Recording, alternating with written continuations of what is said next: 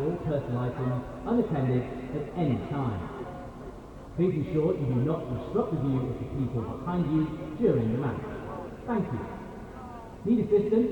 Text HELP in your block, row and seat number to 60886. That's 60886. To improve on queue times, Twickenham Stadium is now mainly a cashless venue. Any spectator entering the field of play will be arrested and liable for prosecution. Smoking is only permitted next to the green perimeter fencing. Anyone smoking in non-designated areas risks being ejected. Thank you, and enjoy your day.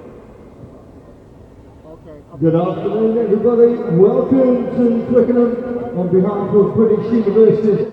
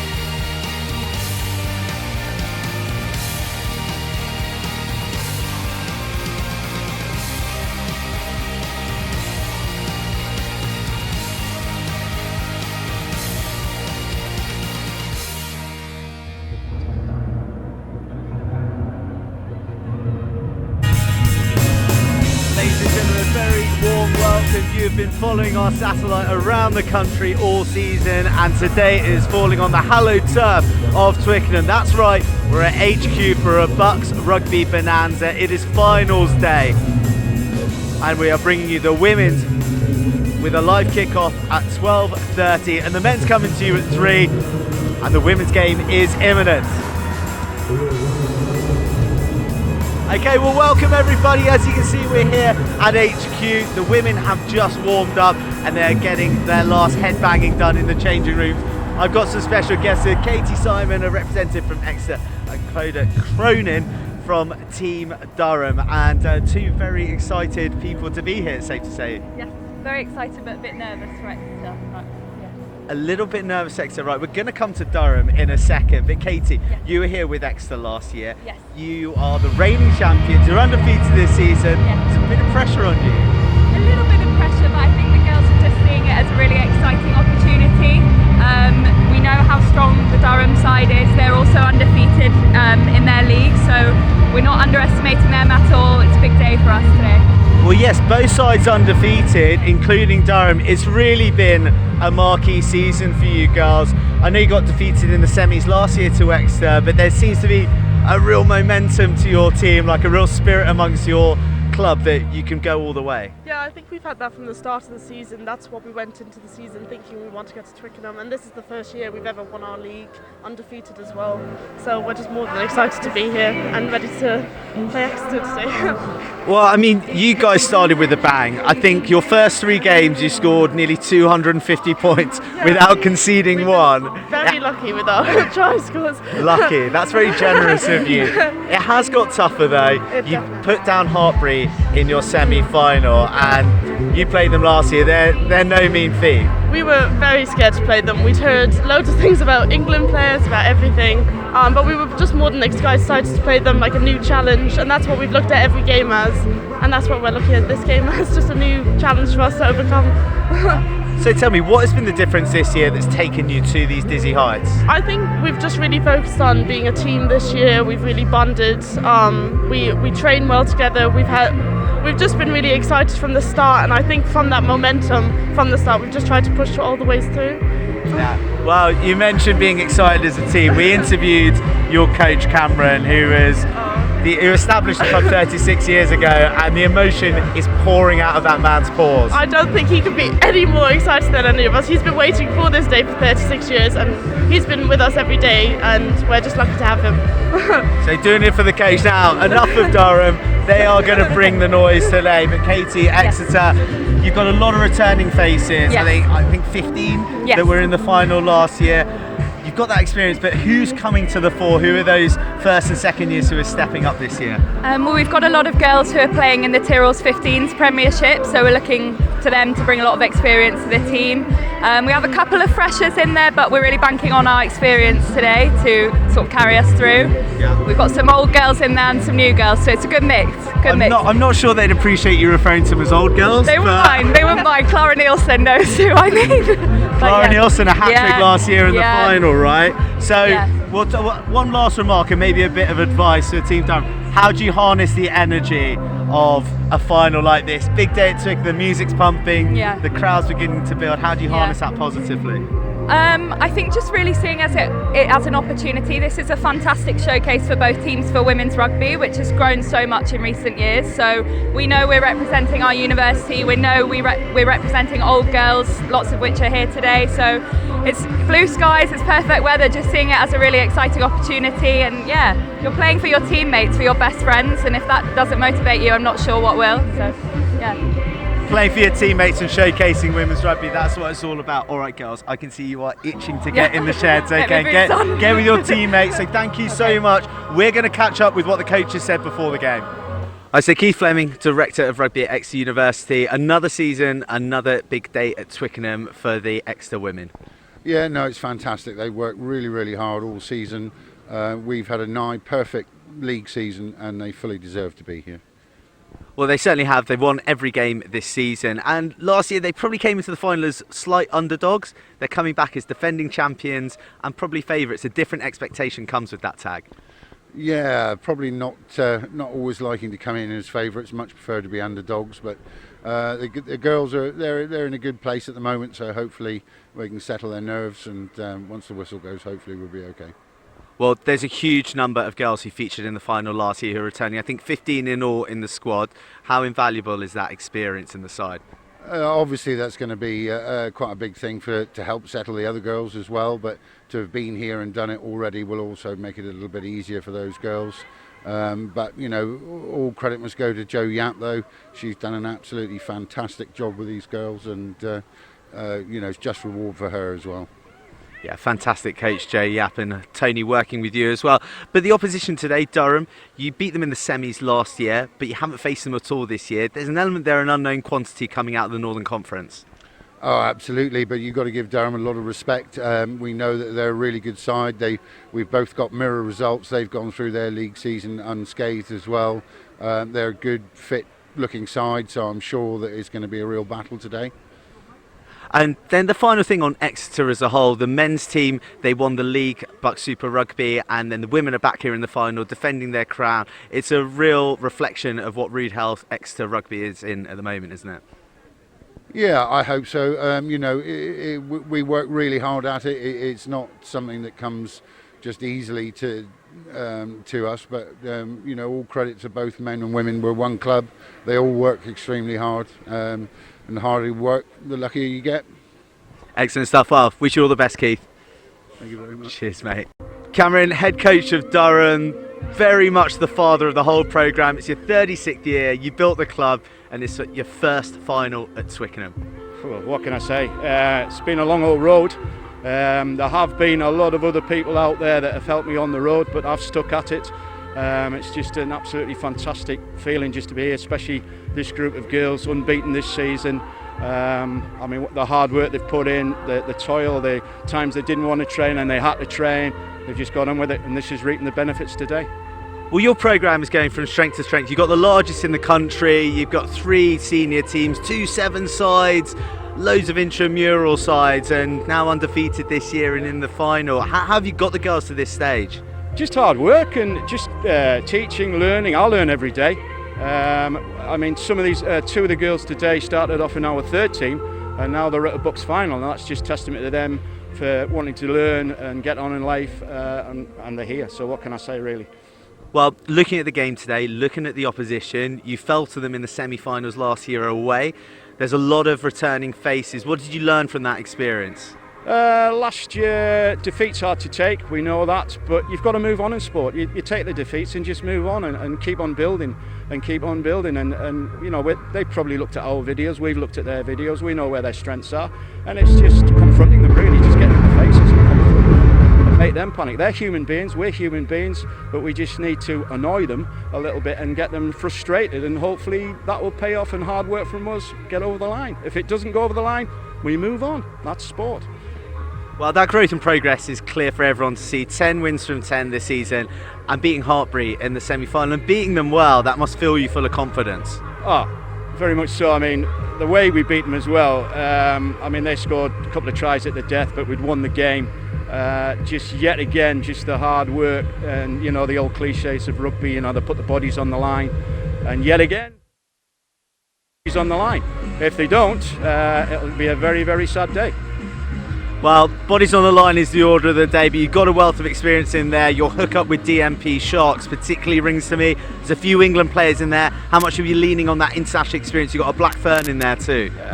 Well, yeah, experience is a wonderful thing, but we're a team. And we've got to play as a team. It's not individual plays. We're not that out there 1 or 2 players are going to win a game. It's teamwork, teamwork, teamwork. And hopefully we do have leaders, and if the leaders start playing rugby, the followers will follow on, but we all know what our job is, we all know what we've got to do in the day. If you can't do it now on this day, I said to them in the changing room, if you can't do it today, get on the bus, go around to Tesco's, go off to the pub and have a great day. This is what they're built for, and let's hope we make a great impression today. You're here to win. Look, we wish you all the best and a fantastic day, Cameron. Thank you very much indeed. Get back to your girls, sir. Thank you. The players are on the pitch, the culmination of a season. The Green Machine versus the Palatine. Exeter taking on Durham, and I can think of no finer voices to guide us through this one but Dave Rogers and Danny Milton. Thank you very much, Joe. We are counting down to kick off here. Great to hear from both coaches beforehand. But someone we didn't hear from was Jo Yapp, who's been at the helm of Exeter and masterminded their victory last year. It is her final game in charge of the green machine today. The town is there to be painted. Will it be green or will it be Palatinate? The first colour that struck me today, there was blue. Stunning conditions here at HQ. Let's have a look at the teams who will kick things off on this celebration of student rugby. Jessica Thomas, Jasmine Jeffries and Jeanine Stevenson in the front row for Exeter. Jenna Claridge and Holly Cunningham in the engine room. Poppy Leach, Clara Nielsen and Sian Jeffries in the back row. At half-back, Katie Mattinson and Hannah Gascoigne is the skipper at outside half. Zoe Healy on the left, Lily Stoiger-Goddard on the right, Kirsty Exley and Laggy Tuima in the centres, and Kat McNaney is at full-back. Durham, a club for 36 years, making their first appearance at Twickenham. Line-up with Esther Pinter, Natalie Kidd and Sarah Ward at 1, 2 and 3, Roshini Turner and Trudy Cowan at 4 and 5, Lydia Crossman on the blind side, Tanya Forachon on the open side and Heather Kerr at 8, Caitlin Sedgeworth at 9, Erin Kelly 10, Lydia Otolakovsky at 11, Beth Blacklock and Corinne Grant, the formidable centre partnership. Annabelle Lee is the right winger and Sophie Shams is at full back.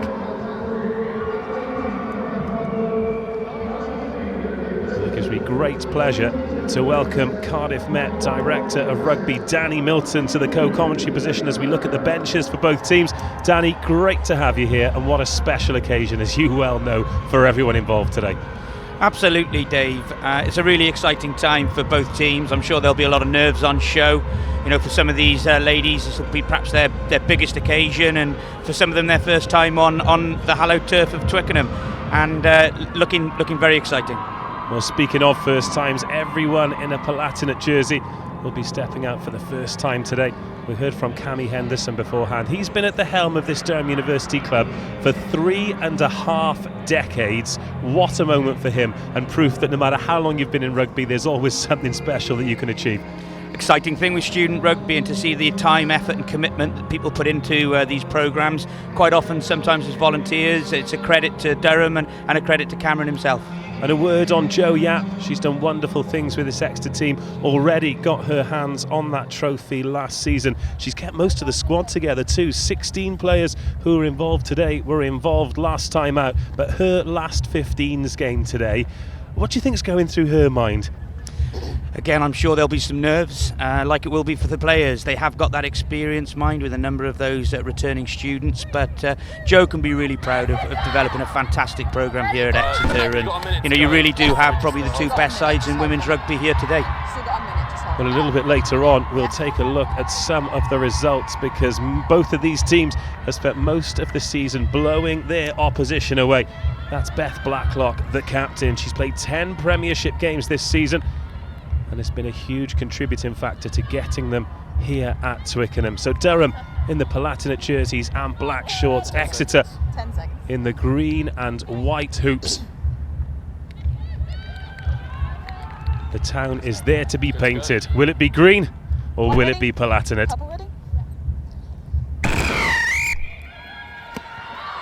And underway we go. Exeter, of course, the defending champions. Jenna Claridge, the vice-captain, with the first carry of the match.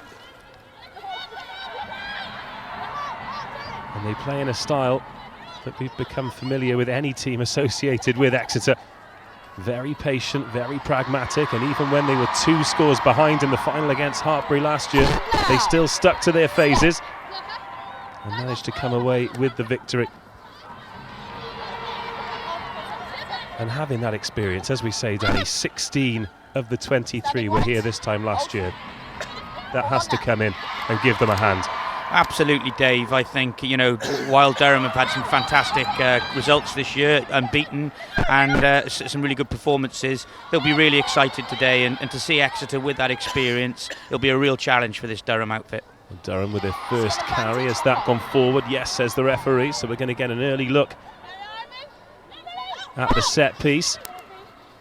Got a big shot in there, and the crowd that have gathered on the far side, you can hear the groan as that collision went in. It was Lydia Crossman who put it in.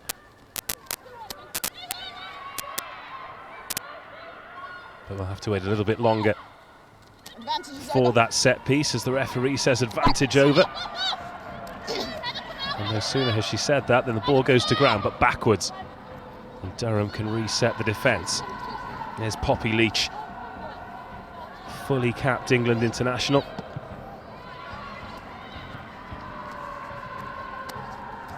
Oh, that's gone forward now. Has it gone forward first or into touch?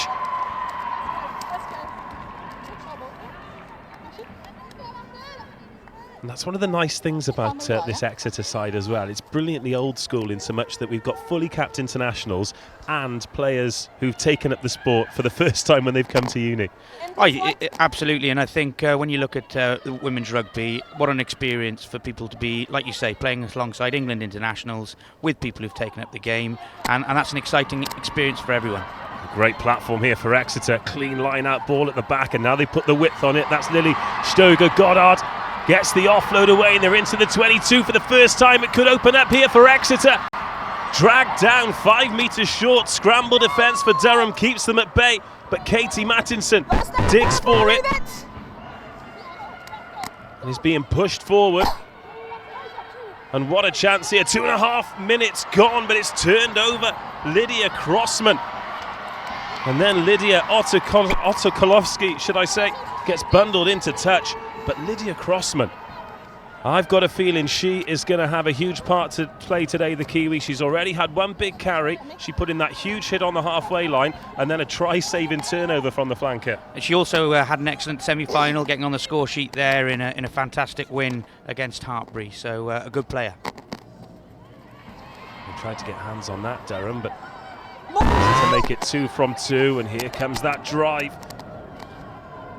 Talked about things synonymous with Exeter. Pressure in the pack is something that they absolutely subscribe to. And they've got a penalty coming here.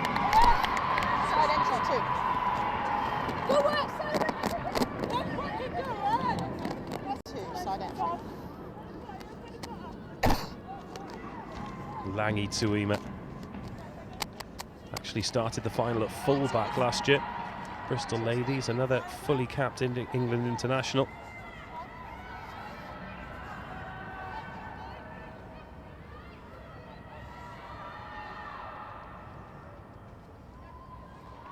And again, there's a hand up there from Durham, just spoiling. Taken in by Jenna Claridge. Exeter coming forward in numbers, driving for the line, 5 metres short. Clara Nielsen. Only half tackled. Exeter really knocking on the door here. That post protector could come into play. Katie Mattinson dots it down against the base of the post, and they're off the mark. Exeter 5, Durham 0.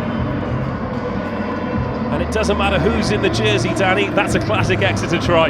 Yeah, again, very pragmatic, look after the ball well. They got into that, red zone, kept hold of the ball, and very bright from the 9, Katie Mattinson there, recognising how close they were to the post and using that post protector to dot it down for a try. You can see Durham, plenty of numbers around there, but there's just no way of defending that. Katie Mattinson opens the scoring. Langi Tuima with the chance to add the extras, which she does. And Exeter off to a dream start. 5 minutes gone. Exeter 7, Durham 0.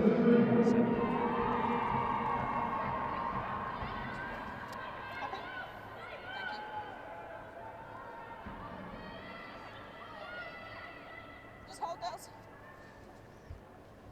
Whoa, hold a minute. Just have to change mics, that's all. Okay, when you're ready.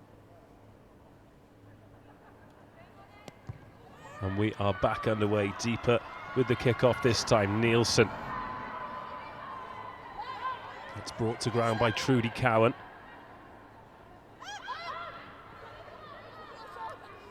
It's Poppy Leach.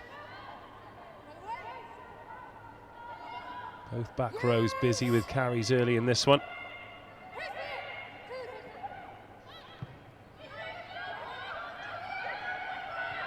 That's taken by Sophie Shams, twice a Dubai Sevens winner with Dubai Exiles.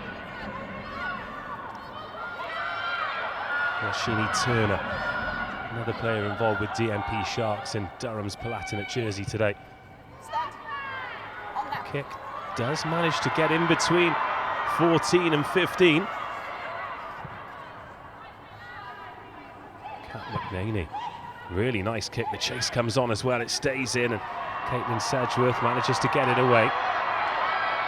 Wouldn't be surprised if we see more high balls from Exeter in the first half, because Durham looking into the sun.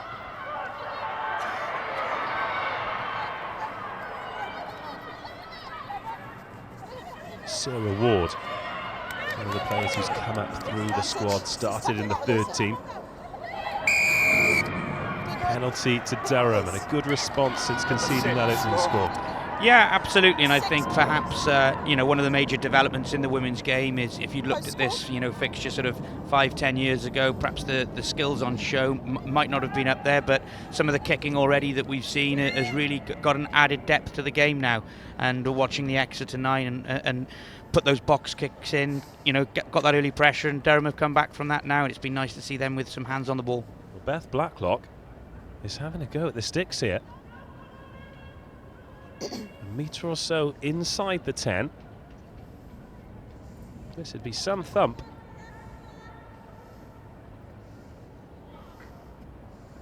She's right in front of the sticks. Really important to get off the mark in games like this. Keep the scoreboard ticking over. And Beth Blacklock looking to open Durham's account in this BUCS final. Drifts to the left of the sticks. It had the legs. Come good.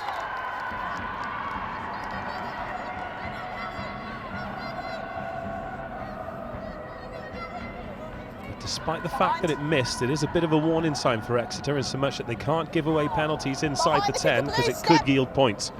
Absolutely, it was a great strike and just went to the left-hand side, but it's certainly shown Exeter that they can't afford to be giving away as many penalties as they like.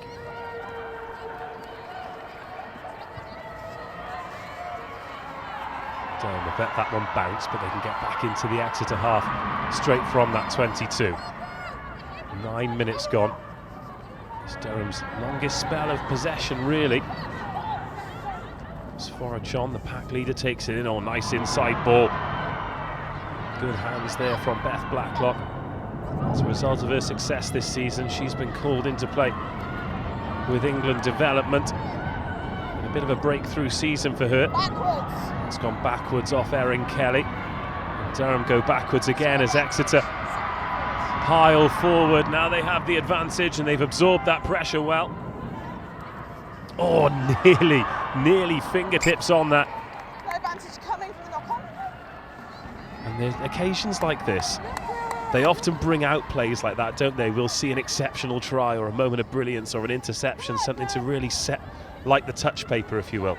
I think one of the things aside that is the size of the pitch, and if you just actually look at the space that the teams have, both sides won't be used to this, and so they might throw that pass and it might happen.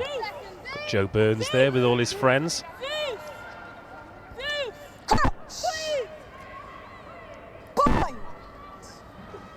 And Exeter with the scrum in between the halfway and the 10. Everyone lined up on the right hand side, nobody on the blind side. Just go straight out, reset. Hold your weight, Connie. Hold my weight.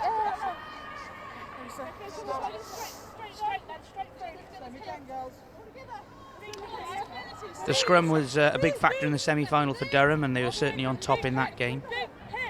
So it'll be interesting to see if this is an area of the game that Durham can get on top of. Which is interesting, given that Esther Pinter, with the number 1 on her back, joined the club by accident.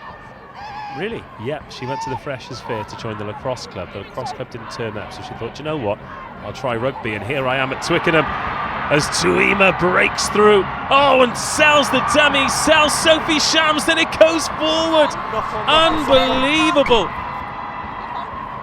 Oh, Laggy Tuima saw her name in lights and now the opportunity's gone. What about that dummy to sell the fullback though?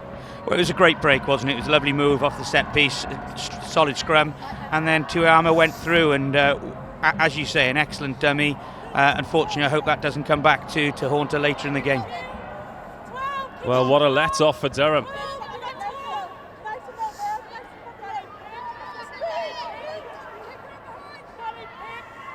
She was one of the names on the team sheet, Tuima. People have really got their eye on her as someone with a massive future in the game. Well, I think that's, that is where Exeter do have that distinct advantage today, the number of international players within their setup. And while Durham have had some outstanding results, you do wonder if that experience will be enough to get Exeter over the line.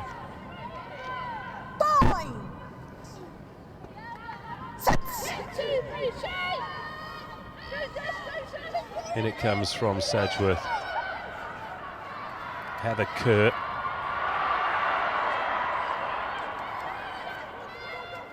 He's backing down at number 8, but wearing number 3. Kick turns Lily Stoiger-Goddard. Puts some footwork on and hands off Altulkovski.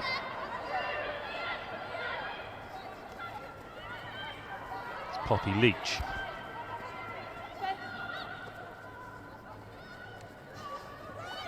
Exeter looking to go through in twos. Producing quick ball here though. Oh, and again that one's so nearly picked off, but it could open up now on the left-hand side. Excellent cover tackle from Corinne Grant. Not on the ball.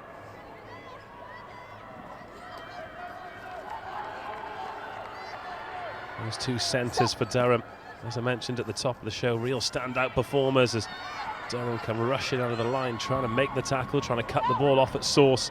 But Exeter maintain possession now. Has that gone forward? Yes, says the referee, Clara Nielsen. The PhD student couldn't quite gather, and another let off for Durham. Let's have another look at this from Tuima. So here's the dummy, looked inside, sold Sophie Shams, and oh, it's come off the thigh. Yeah, very unfortunate there because it was a fantastic break, and like I said, it was a well-run move from Exeter and a disappointing finish. Here's the cover tackle from Corinne Grant. Zoe Healy, former footballer, started playing rugby in her first year. She's one of the new members to the squad. Now a bit of space to the left-hand side of Exeter's defence. The chase comes on and Kat McNaney does well. It's gone backwards, so Healy can take it to ground as we approach 15 minutes. This BUCS women's final. Just the one score from the scrum half, Katie Matinson. Incidentally, this is her 4th Twickenham final. She lost 2 with Northumbria, then 1 with Exeter last year. So she's looking for a 50% record. Well, how many years can you have at university, Dave? That would be the question I'd start to ask. To be honest, Danny, you don't want to talk to me about that, mate. That's a story for after the second game today.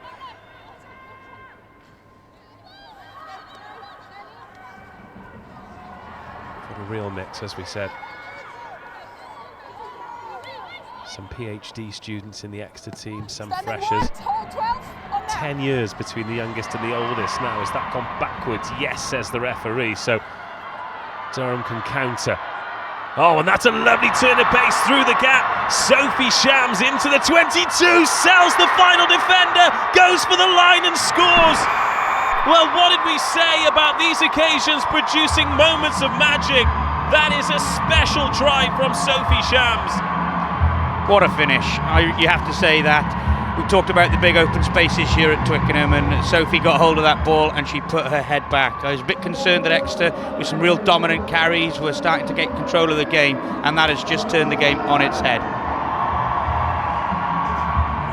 Well, she's exhausted, and I thought with 10 metres out she might have hit the travelator. But we had a special dummy from Tuima earlier and another one from Sophie Shams here.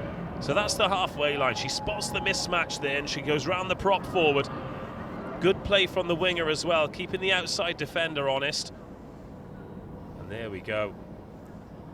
Katie Mattinson left flat on her backside.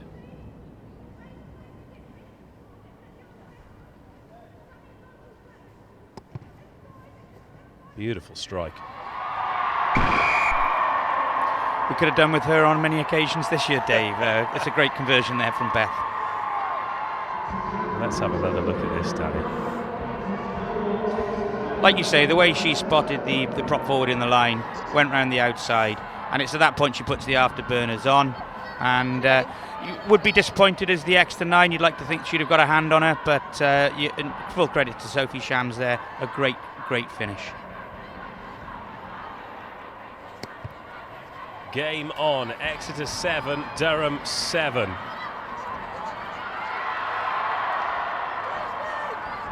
And I think that was important for Durham as well. As you said, Exeter were just starting to get the upper hand in terms of the dominant carries. I think that experience we talked about, Exeter did really start to control that first 15 minutes on the ball, and you did start to wonder, would Durham start to get their chance to put a stamp on this game, and Sophie certainly did that.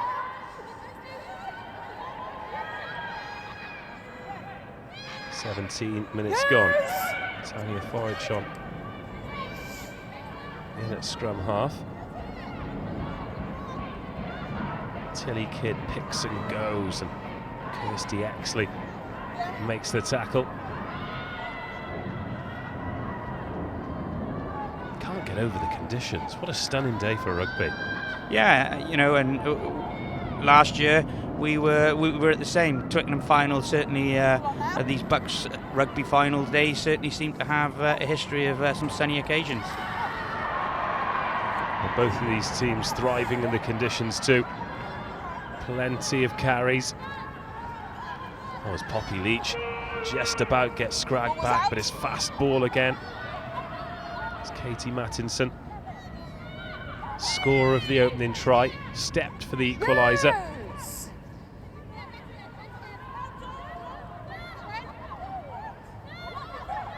Oh, I thought that had been turned over then, illegally so. Well, Exeter's kicking game now, you've seen the 9 putting those box kicks in for Exeter. They'll certainly be a little bit more wary now, having seen the quality of the counter-attack, and that's certainly going to put a different perspective on the game, and Exeter now are going to have to come out and show that they can play a little bit as well. Well, it keeps you honest, doesn't it? Yeah, definitely, and what you can't necessarily see on the screen there is when you look out onto the pitch, sometimes Exeter, when they're getting into position for those box kicks, they are looking quite narrow, and when that kick went up and Sophie was able to isolate that prop forward, that's an example of what can happen if you don't get your kick chase right. Well, that's been turned over, so that's the first unsuccessful line out of the final for Exeter, but Durham have threatened to do that. They've thrown someone up to contest every time, but that's the first time it's stuck, and Tilly Kidd picks and goes.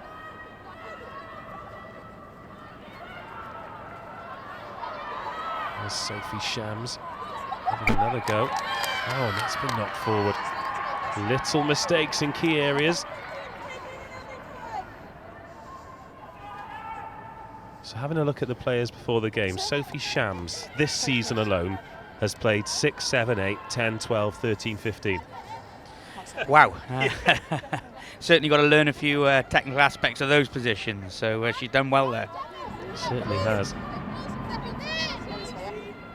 But a great chance to respond here for Exeter. This time they've lined up with 3 to the left of the scrum, 3 to the right. Bang in front of the sticks, 5 metres outside the 22. Great attacking platform. And they have got numbers here as the flankers fly out to make the tackles, and it's well made by Heather Kerr. And they've turned the ball over too. Is that a high tackle? No, says the referee. 20 minutes gone.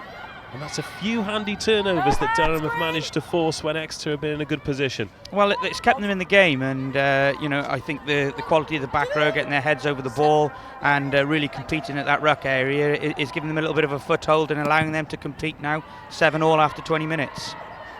Was it taken back or no? Well, I think that was taken back into the 22. but the officials disagree. Was it taken back in? Exeter are asking the question. Taken back in, thank you. And now we are walked back, so that's a mistake. 2 in quick succession. You got the mark, Sam? Just on you, mate, just on you. Thank you. First the knock on just outside the 22, then kicking the ball out on the full.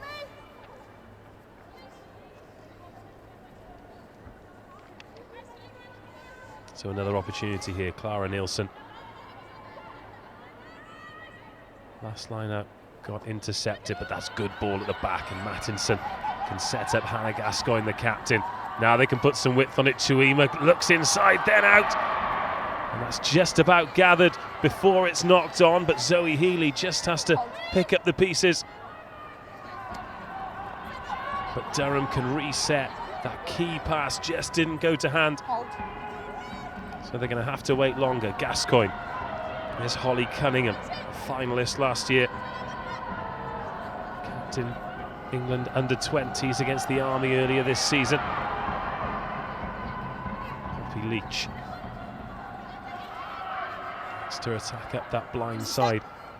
We spoke about them being narrow, Danny. The widest player is currently in line with the posts in attack. As long as they look after the ball and they keep these dominant carries going, and you see another one there, if they can keep that going now in the red zone, we know what Exeter like, we know how patient they can be. They have got the skills, and hopefully that opportunity will come. Advantage. They've got an advantage coming, so Gascoigne can put some width on it. Tuima finds Nielsen.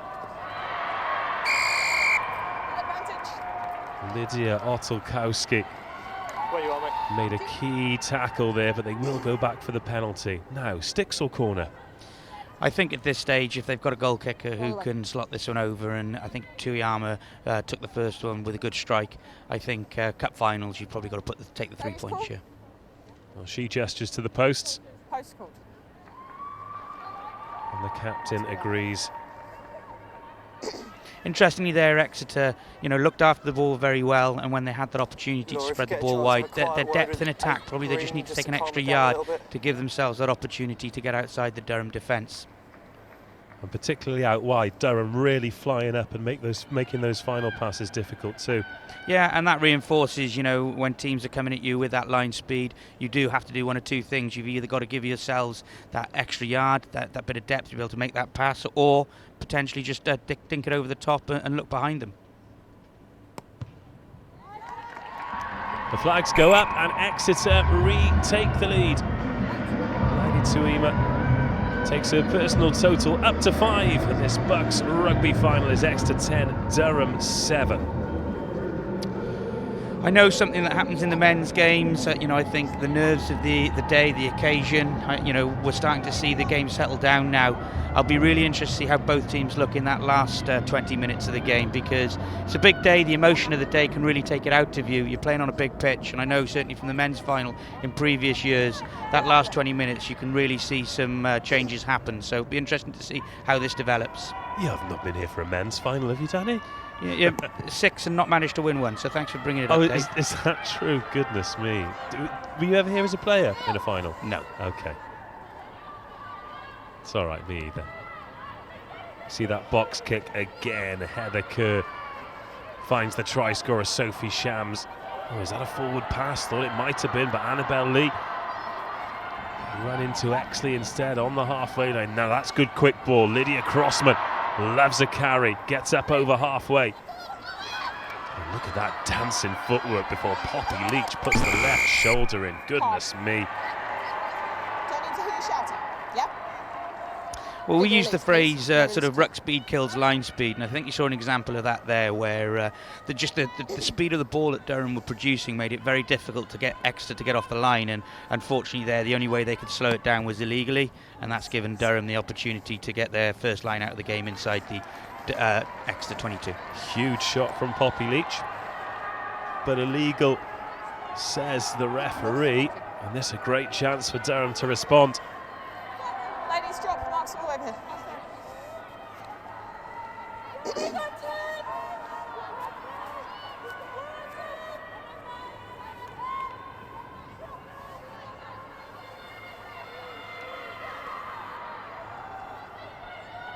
A good line out ball as well. Roshni Turner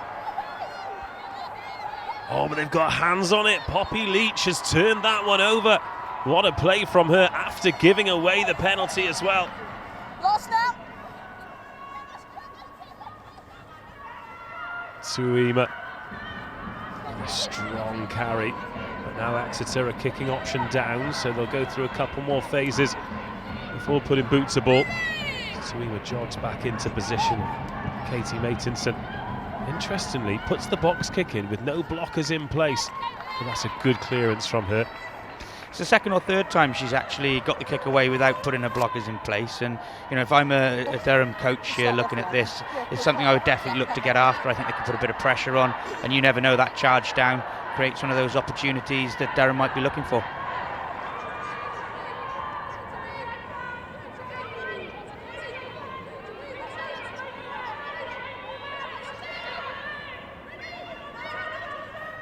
In it comes from Tilly Kidd. Good ball again. Roshni Turner, Hong Kong age groups player, really does look a good line-out option for them. Not turned over this time, so they can build on the 10-metre line. A minute short of half an hour, but that is slow ball. Erin Kelly. Oh, inside ball there to Sophie Shams, who tries to free the hands. It's not been knocked on, but it has been turned over, and no sooner have we said no blockers in place than Roshni Turner flies through and manages to scrag Mattinson. Mattinson was looking to exploit the turnover there with nobody in the backfield, but you know, as you pointed out, Dave, you've got to get that support in to make sure you can get that kick away. Tuima dummies around another tackle, gets brought down herself. Exeter stacked the blind side this time. Big shot there from Trudy Cowan.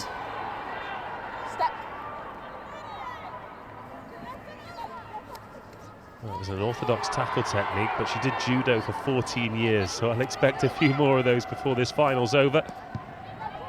Yeah, the confidence it gives. You know, you've seen the England national team using those techniques to try and improve their tackling, and oh my God. Shams is through again! She's beaten the first line of defence, the inside ball.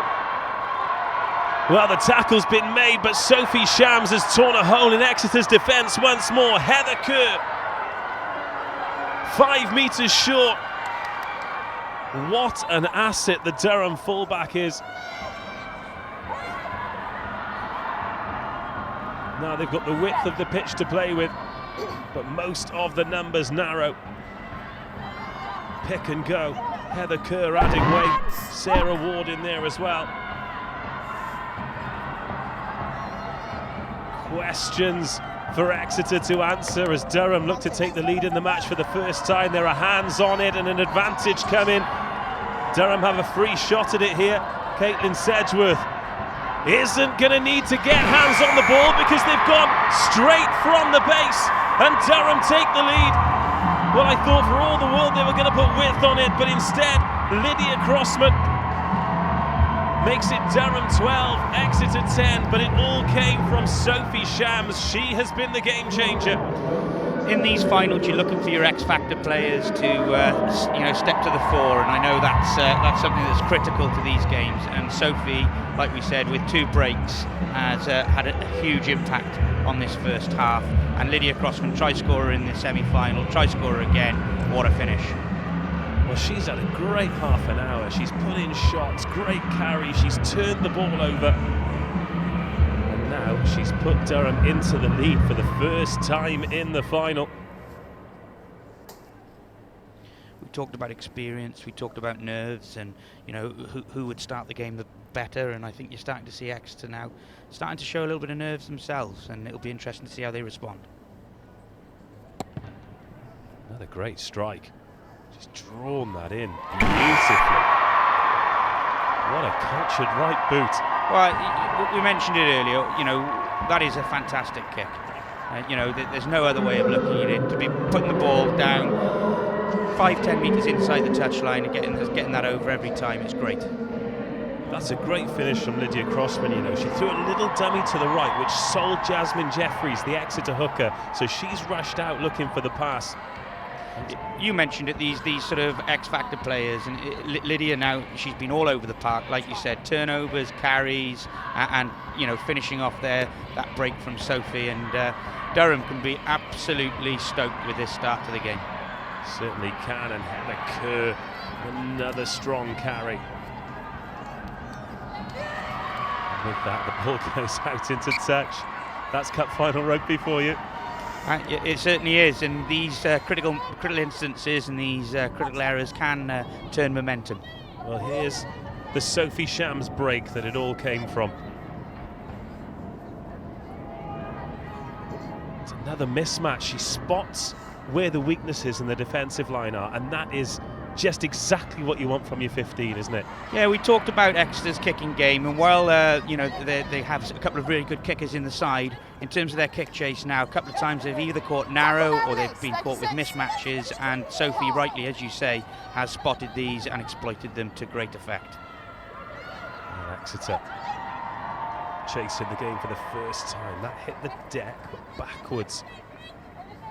And they need a good few minutes now until half-time. Because there's no doubt they have been rocked. Advantage, offside, 5. Again, good line speed from Durham, just forcing Exeter into shifting the ball when they don't want to. Got a feeling there might be a penalty advantage here. I heard the referee there say, like that, although that line speed was quick, I think we've got a penalty advantage. Poppy Leach waits. The battle between the two sixes. Really, really interesting. And I feel as though there's plenty of life left in it yet as Lily Stoiger-Goddard gets tackled on the right wing. Gascoigne to Poppy Leach.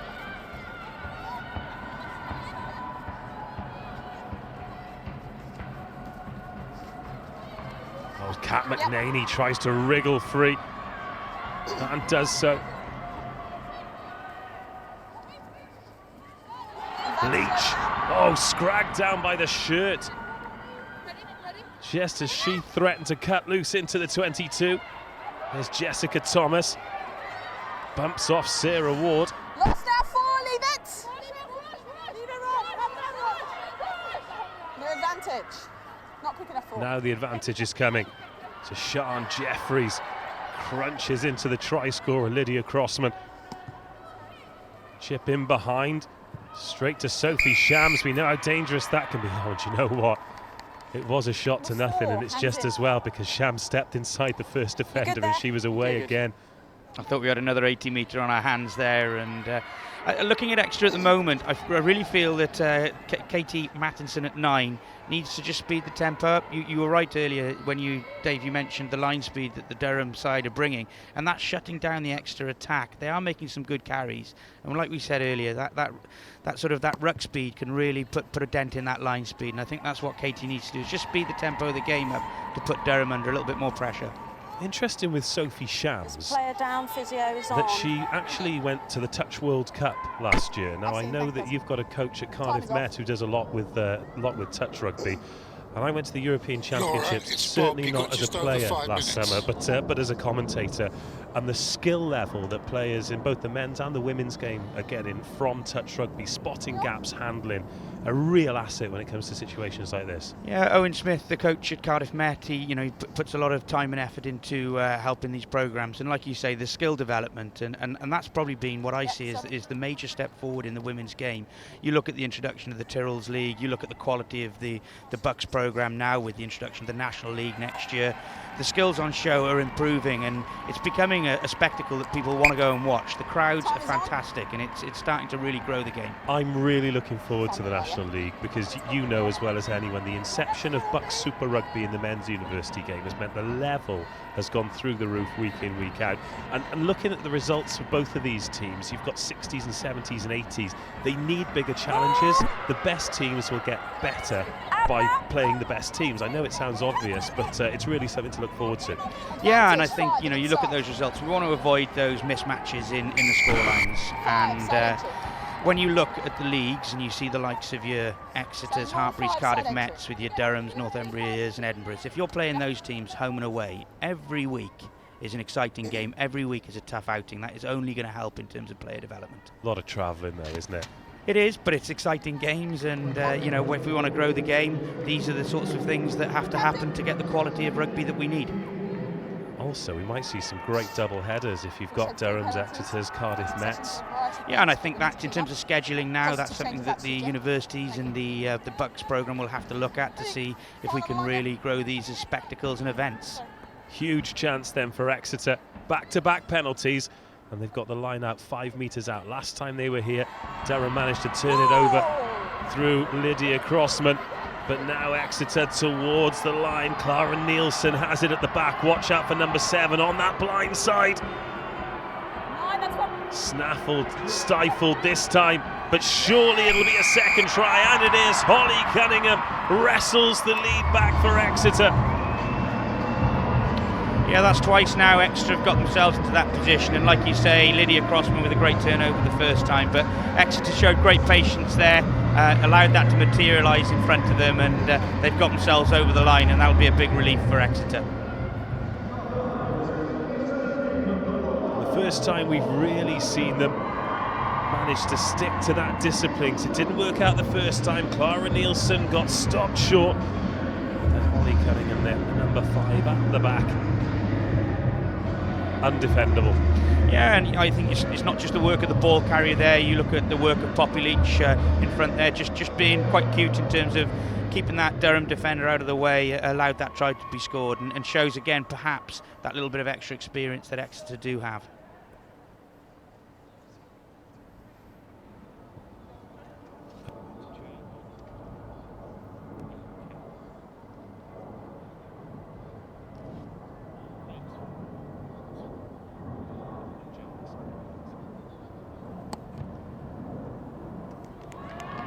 Unsuccessful conversion, so this one on a knife edge.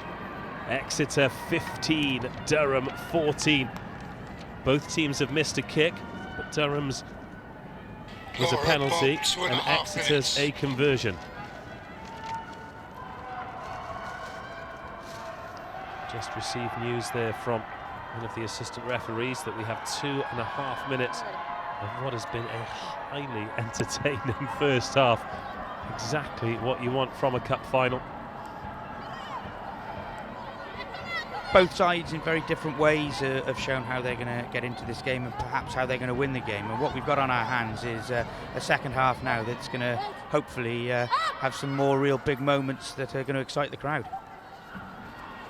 And those of you watching at home as well, a very warm welcome from wherever you're watching around the world. Do let us know. Get onto the BUCS Super Rugby social media, and we'll keep an eye on it as Zoe Healy goes up the left wing. Oh, excellent cover tackle there from Sophie Shams. Gets in low, cuts the ball down, but Exeter back on the front foot. Can they get another score to give them a little bit of breathing space before the half is out? Well, not this time. It's been turned over again. Now Shams on the ball. We know how much she enjoys this, but boots the ball that time. Was she blocked? Oh, she's managed to dive on it. What a play that is from the fullback. There's nobody at home next to the Exeter fullback. If you're looking at standout performers of the first half, I don't think you've got to look much further than Sophie. You know, like we've said, we've mentioned a couple of other players, Poppy Leach from Exeter and Lydia Crossman, the 2 6s. But in terms of impact on the game, Sophie has been immense. Well, she got blocked off there because she obviously wanted to get on the grubber kick. As we're taking a look at the Exeter try again. Interesting, you highlighted Poppy Leach. Just a little bit of smart block in there, just to open the door for Holly Cunningham.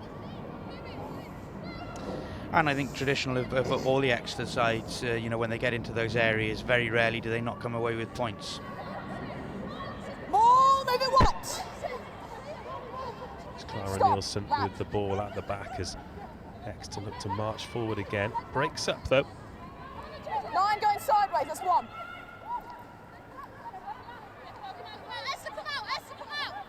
Oh, and that's been turned over. Here we go, Durham on the front foot into the 22 once more. Oselkowski. Sarah Ward waits at first receiver, but holding on, and the chance is gone. And It swings like a pendulum, this one. Yeah, I think again, Poppy Leach with the turnover there. You're starting to see the sort of the big game players really starting to step up, and behind it looks like it's going to be a battle between Sophie and Tuama, and then up front we've got the battle of the 2 6s with Crossman and Leach. And in the final phases of this opening half, and there is Langi Tuima. 2 from 3 off the tee for her.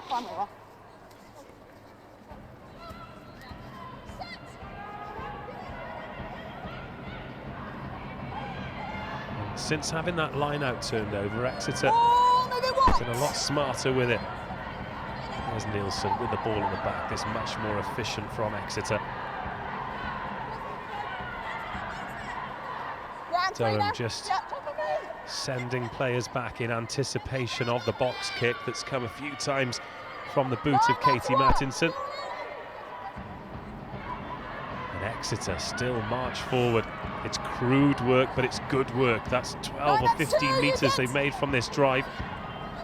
And now they're up over halfway. Our clock's gone red, but it's just an approximation. And has that been knocked over? Yes, it has. Knocked on, should I say. And that takes us to half-time.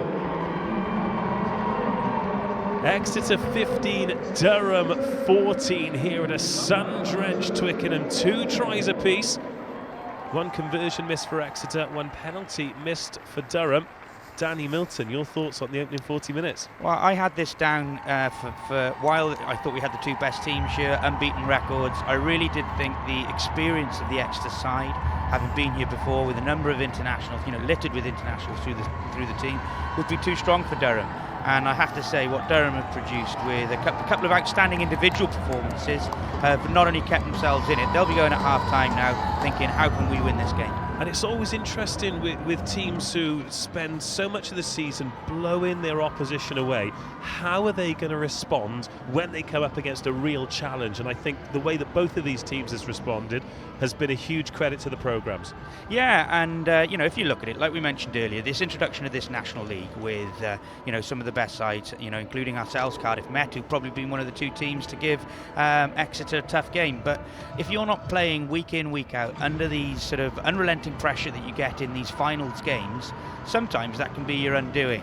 Now, perhaps when I said I thought Exeter were going to be strong today, we should have looked a little bit closer at that semi-final result, because to put 30 points on a Hartpury side, who again linked with the Tyrrell's programme as well, that was probably a little bit of an eye-opener, and perhaps we should have paid a bit more respect to that result early on. It is a shock at any level of rugby, from college right up to championship, to not see Hartpury in a final. Whether it's men's or women's, they're a rugby factory. There are the recent results, as you say there. Hartpury, they beat them 34-12. Bristol as well, 29-0. And something's just clicked with them this season, Durham.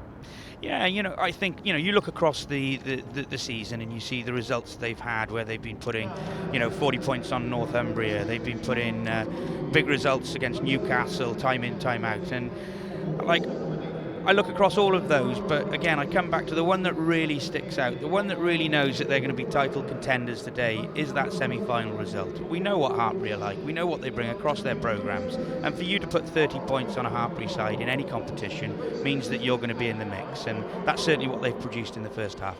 As for Exeter, of course, the defending champions, last year's final win against Hartpury was one of the best matches of any age group, of any gender I've ever seen. It was incredible drama, and they kicked the penalty in extra time.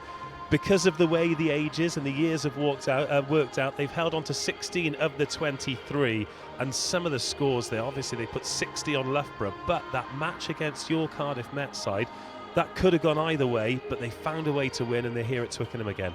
Well, I was chatting to Alan Shepherd, the performance director from Cardiff Met, about that semi-final, and they were really disappointed with their first half performance. They let Exeter get off to quite a considerable lead, and while they came back and really hotly contested the game overall, it just went to show that if you can get in amongst Exeter and you can take it to them from the start, that perhaps even with all that experience, teams under pressure, sometimes it doesn't go their way. And I think what Durham have done there is they've given themselves a chance. They've said to Exeter, we're here to play, we've got some outstanding individual players, and now it's all in the mix for this second half. Certainly is. Well, 4 tries, shared 2 apiece in the opening 40 minutes. Let's take a look at them This was the opener from Exeter. Smart finish against the base of the post, and it was so early in the game, and Exeter was so dominant in those opening exchanges. I worried slightly for Durham at this point. I fully agree with you. You know, there were dominant carries, they were getting quick ball, they were going over the game line. I wasn't sure how Durham were going to get into the game. And at that point, you did, as you say, rightly so, fear for Durham in terms of what could have happened. We'll take another couple of looks at this one before we see the moment that, in my opinion, changed the game. Durham's first scoring opportunity was a Beth Blacklock penalty. Well, actually, no, this was probably the moment that changed the game, because if Langi Tuima goes in here, then it could be curtains for Durham. She did all the hard work, beautiful dummy, and then one that hopefully won't haunt her for too long. Yeah, like you say, you know, we don't want games to come down to those sorts of moments. We've seen that happen, in the Premiership in recent days with, in the Pro 14 with Jake Stockdale. And what you don't want is that to happen. But it was a great opportunity. But what we do want is moments like this. Sophie Shams, the game break. The first time she really had the opportunity to run at space, and boy oh boy did she give us something to get excited about. Yeah, and I think it comes back down to this approach that Exeter have taken, this pragmatic approach. They've looked at their kicking game, and what they've certainly done now is that Sophie's asked Exeter a question: are you going to keep kicking the ball to me? Because if you do, that's what's in store, and that was a phenomenal finish. Well, she had a bit of a look around there to see if there was anyone with her. I think her lungs and her legs were burning at this point. Kat McNaney came across to try and make the last-ditch tackle.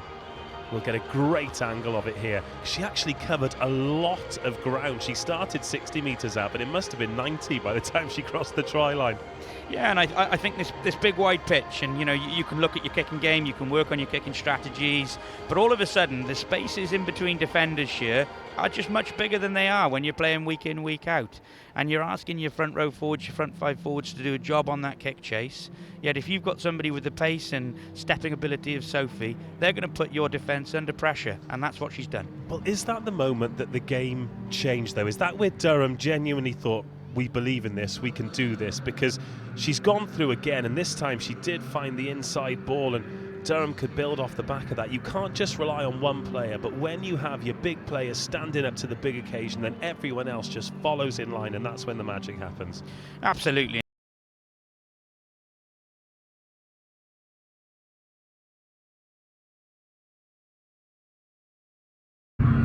Your big game players to step up, and that is certainly what has happened today with Lydia Crossman there getting over the line. It just goes to show in these big games, your big game players can really, really change the momentum of games.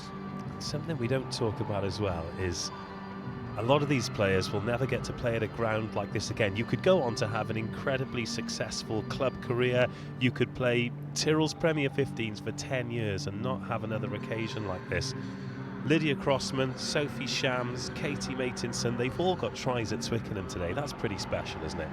Yeah, absolutely. I think what we've got to say now with the increased quality in the women's game, you've got internationals on show, you've got people who right at the top end of the game, and the quality of the rugby on show here today is a testament to what's happening with the women's game.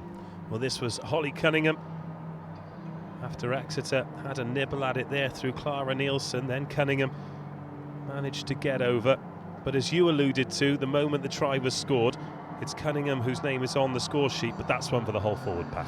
Yeah, and again, we talked about Exeter and their approach, and this is something that they're perennially very strong at, and the way that they keep hold of the ball, the way that they look after the ball, and the way the forwards work together is a testament to that finish.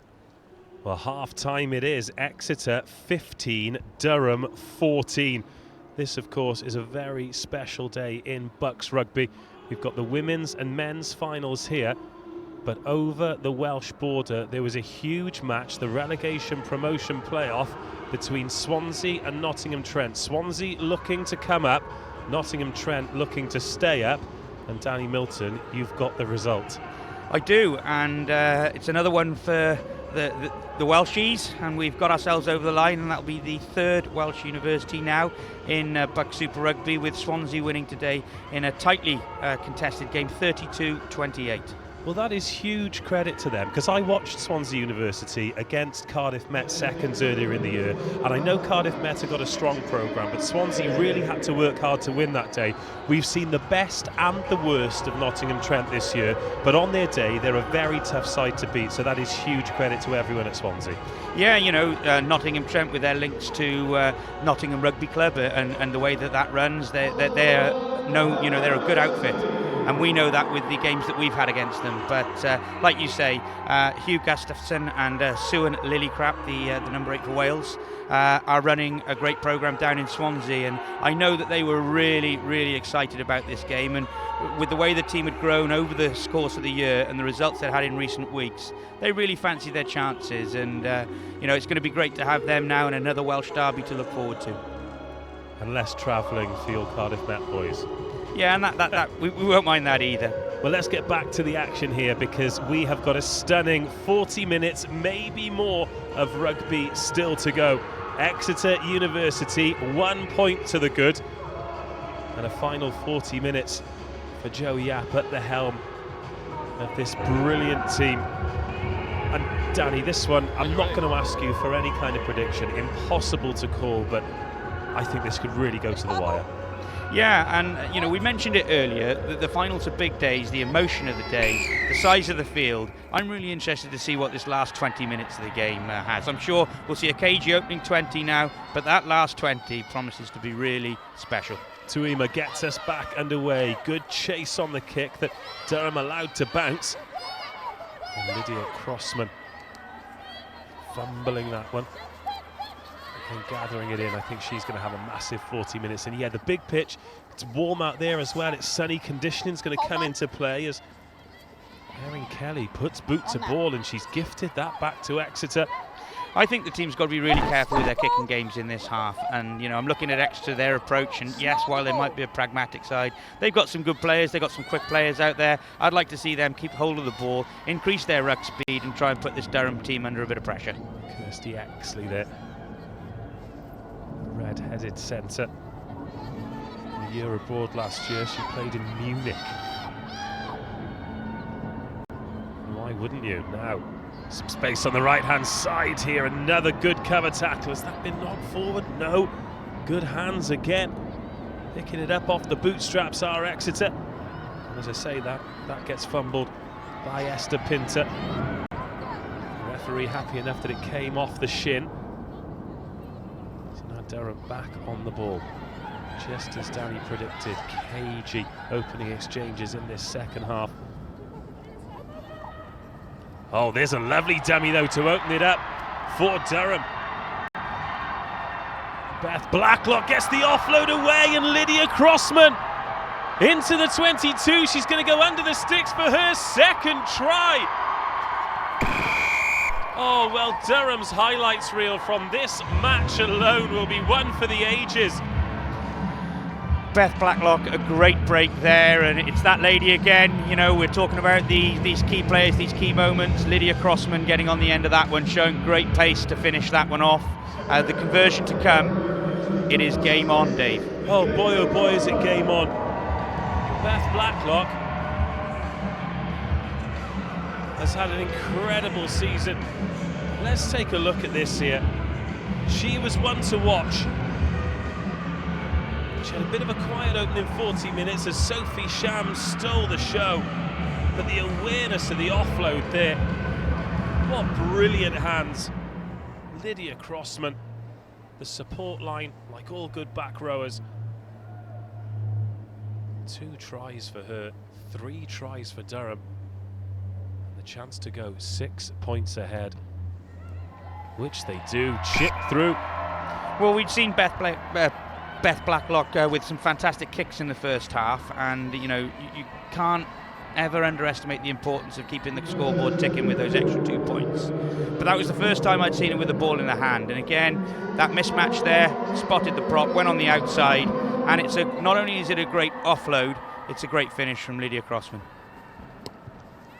Now, we talked about improvements in the women's game, and that is certainly something that has got a great deal better. Awareness in the tackle, the offloading, the support lines.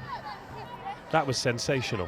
Yeah, you know, and we're going to come to a point where we stop talking about the improvements in the women's game, because they're going to be right up there. And we're seeing that in the Tyrrells League, we're seeing that here today.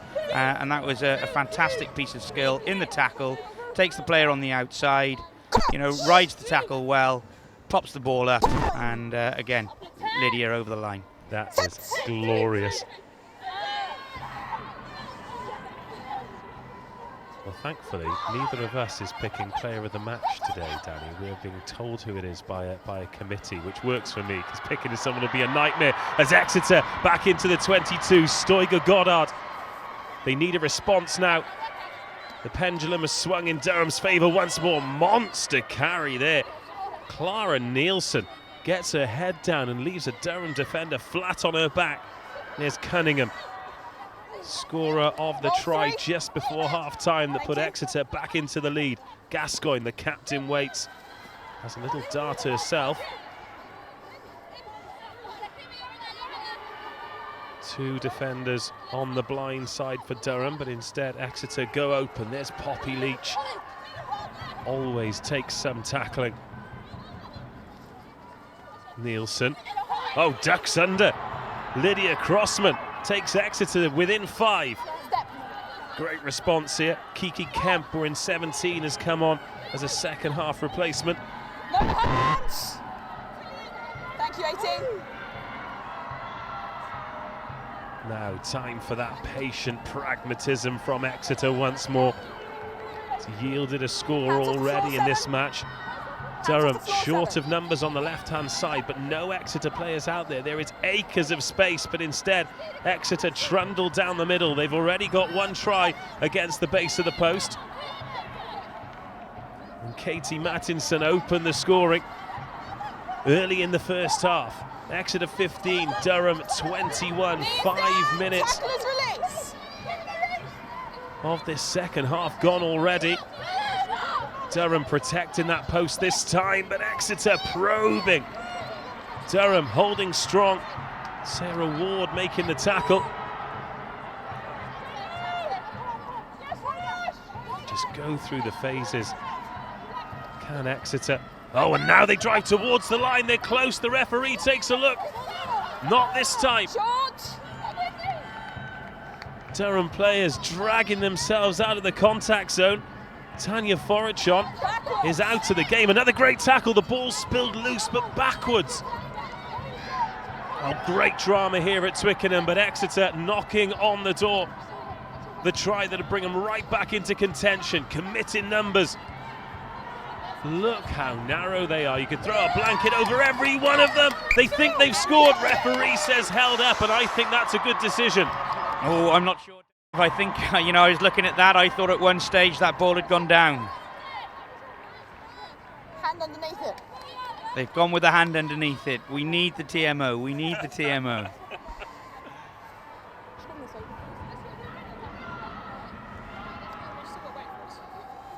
Well, thankfully in BUCS Rugby they don't have the TMO, otherwise Luke Northmore's try wouldn't have been awarded in that Cardiff game. Absolutely, yeah. Scrap that, Dave. Well, let's have another look at this then. Did that ball go down? Exeter. What I can say is the referee was in a better position than us, so, you know, if it is, it's well spotted to get that hand underneath. But huge credit to the camera operators doing a great job here at Twickenham, as they do every week in BUCS Rugby, as Exeter knock on the door once more. Gascoigne has a go herself. She'll be out of the next phase of attack, so they go short to Poppy Leach. Kiki Kemp waits. She's not got her hands on the ball yet, and she'll have to wait a little bit longer. Big moment in the game here, Dave. If Durham can get a turnover, or if Durham can come away without letting Exeter get over the line, we know how pragmatic they are. We know they get the scores. It'll be interesting to see what happens. Well, they think they've scored again. Referee says held up. Oh, Durham hanging on by the skin of their teeth. Change for Exeter, please. Number 1 off. Number 1. You've heard there that Exeter making a change. Jessica Thomas coming off, the England under-20s prop, who incidentally played at Twickenham and the Principality Stadium in the space of a week last year. Yeah, it's a concern for me. I know Durham, you know, like we said earlier, they had a strong semi-final showing against Hartpury at scrum time. It's a big, big scrum, 5 metres out. I'm wondering, can Durham turn this scrum over? Well, that's a huge shout. Sian Jeffries, Canadian from Vancouver, is at number 8. She's going to wheel it and have a go herself. Well, they've got advantage now, Exeter. This is a free go at it. Chance for Clara Nielsen. Skips through the first tackle and gets brought down by 3 or 4 Durham players. Durham crying out for defenders. Over on the far side, has to go. There's bags of space, but the pass isn't clean. It doesn't matter. Lily Stoiger-Goddard gets Exeter's 3rd try. But what Durham have done is they've not let them score close in, which means with the conversion to come, that is going to be one hell of a kick to take that over from out wide. So Durham can still keep in the lead, and what they've got to do is they've got to get their big game players back on the ball, get some possession, and who knows what can happen next. Exeter were in the Durham 22 for what, 6 minutes then? I mean, yes, Durham did force them out wide. Great finish from Lily Stoiger-Goddard, by the way. But that kind of patience to be able to play error-free rugby in close proximity for 6 minutes. Yeah, and again, we've talked about it. We've talked about this Exeter programme. We've talked about the way that they do this across their men's and their women's programmes. How many times this year have you seen an Exeter side in the red zone, and whether it's 1 phase or 20 phases or as you said, 7 minutes, they come away with the points, and that is crucial. Tuima to put him back into the lead. Oh, it's going to be close, but drops just short. Drops just short of the sticks. Had a great line. Durham hold on to the lead. It was Poppy Leach who put the final pass in off the left hand. Lily Stoiger-Goddard nearly lost it. Did very well. Got through Sophie Shams. Good finish. Absolutely. You know, exciting times in this. 30 minutes to go. And you know, we wanted a game, we wanted an occasion, and this first game is living up to all expectation. Certainly is. Durham trailed by 1 point going into half-time. They lead by 1 point with half an hour to go. Hold. And conditioning is going to come into this, isn't it? Yeah, it's a big part of rugby these days, whether that's at the top end of the game right through to all the university sides, and the work that these ladies will have been doing is critical. Beth Blacklock making a good tackle there. Important tackle as Exeter wanted to put some width on it early. Annabelle Lee.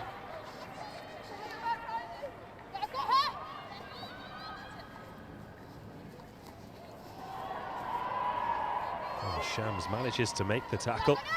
But she certainly have felt that collision. Gascoigne. Flat ball. Jeanine Turner. She's done very well in the engine room as Durham's number 4. Oh, another big shot coming in there. Hannah Gascoigne tasting that one.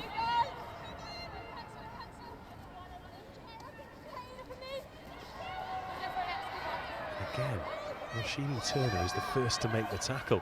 She's been a bit of an unsung hero in the Durham side as the lock forward. Just out of your shot. There's a Durham player getting some medical attention. Trudy Cowan, the second row. Has that been turned over? It was out. I think it's going to come back Exeter's way. No, it's not. Oh, they've given away the penalty of Durham. Yeah, I think she's just come off her feet there as the ball spilled out. The Durham player went down to her knee. So I think the referee rightly there has given the penalty towards Exeter. Well, Trudy Cowan got a stinger to the shoulder there. She's shaking it off and she's going to retake her place. I can't hear a lot shouting from your players. Yeah. Okay, all I should hear is you when you're going to speak to me, ask a question. Quick word, less shout. Cool. Yeah? Perfect, thank you. The referee just trying to keep a lid on things there. Players getting excited. And I can completely understand why. Massive occasion. And all 30 out there on the pitch very much delivering at the moment, and that's a great kick. Had some good moments to the Army with the boot and also a couple of lovely breaks. Obviously the one fantastic break in the first half. And as we've mentioned, we really hope that a game's not decided on moments like that. But at the moment, with the way it's going, you don't know. Second bit of medical attention in quick succession for Trudy Cowan, but now she jogs to the line out. Time's off. To take her place. Time's Scored off. Just wait for it to come back on, yeah. up at Kingston Park. Time on. In that massive game against Northumbria, the one that essentially won them the league. That's been overthrown, and Cowan straight back into the action.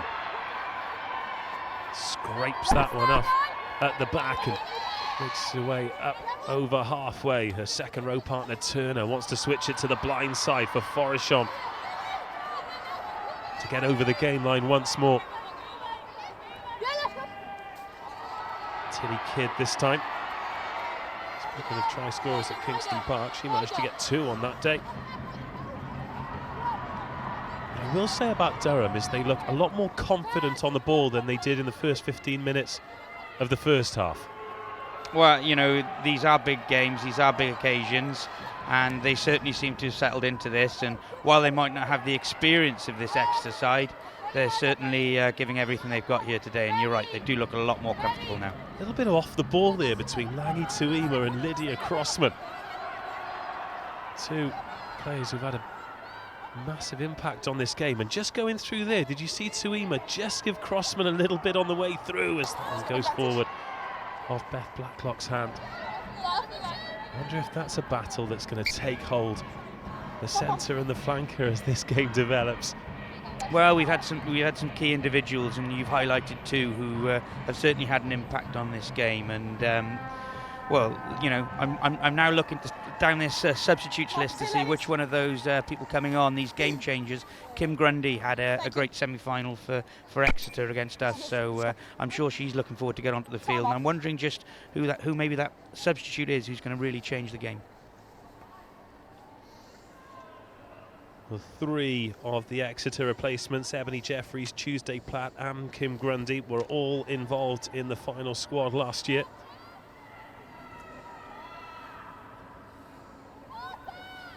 In terms of Durham, plenty of talent there as well. Yeah, and I think, you know, again, you know, note to the coaches here, you know, Cameron Henderson, the number of years he's been involved with the Durham programme, it must be a fantastic occasion for him today, and to see the level of performance that they're putting in from Durham is a testament to the years and years of work that he's been involved. It certainly is. Well, Durham have made a change, so blindside flanker Tanya Pudfoot's come on. But on a day like today, where you want all of the players to really experience Twickenham and the occasion and getting out onto that hallowed turf, as Durham really turned the screw in the scrum that time, how do you manage it with players' expectations of trying to get everyone some game time? Have we had Kirsty Exley be pulled down by a Platt there? And certainly, again, I think if the touch judge comes in on that, there would be a penalty. I'm pretty sure that's not part of the game. But how do you deal with that? Do you realise that some players are just going to have to be disappointed and they're not going to get on the day? Look, we want everybody to be exposed to the field and getting that little bit of game time that they need to become part of the day. But ultimately now we're in men's, women's rugby. We're in cup finals. This isn't the participation end of the game. You've got people here who are going to the top end of the game, and you know, the experiences that they have getting on and off the field, the resilience that comes from being exposed to those sorts of moments is what I suppose competitive top end rugby is all about. And I think that's what we've got to say. This is competitive top end rugby. Certainly is, as Hannah Gascoigne dummies and goes and takes her team up to the halfway line. The last few minutes, Exeter looked to put a bit more width on it in midfield. As Clara Nielsen finds McNaney. One more pass and tackles made. That is Ebony Jeffries wearing number 19, Bristol Bears, England under-20s. Been turned over this time though, and Tilly Kidd picks and goes. She's met by Poppy Leach. Leach 3! Roshini Turner adds weight to Tanya Forichan. There's Blacklock in at first receiver. Trying to release Corinne Grant, who steps back into the danger zone, but just about gets over the gain line. And their hands on that from Exeter. Oh, it's scrappy. Beyond the ball, 6. The hands beyond the ball, not on the ball. First time I've really seen Corinne Grant get her hands on the ball, and again she looks like she's got some good footwork. Scored a try again in the semi-final, and you know, again, what you want to do is look after the ball and put these big game players in these positions where they've got the opportunity to use their feet and perhaps, well. Oh, it's just gone out. I thought Tuima had gone full Peter Schmeichel on us there. I think that's across is it the plane of the line? Is that what it's called these days? But you're right, I thought she'd managed to keep that in for a second there. A miss hit from Beth Blacklock. Thank you. Spooned that one off the side of the boot. Let's take a look at this. Time off. Which player's down? Well, so she's in touch when she makes it, but what a piece of athleticism. Yeah, so the problem with that last one was that your 6 is going beyond the ball and scooping back. She goes straight up to the ball, I've got no problem. She's going beyond. Can you let us know? Like, sometimes it's hard to tell if you're doing it wrong. Yeah, so. I have shouted at her, but she didn't respond. Okay, sorry. Yeah. No problem. Sorted? Strong scrum from Durham, the last one. Again, this could be, in the last 20 minutes of the game, an area. Haven't seen a huge amount of scrums within the game that have actually had those defining moments. And as it's a line out, I'll keep quiet.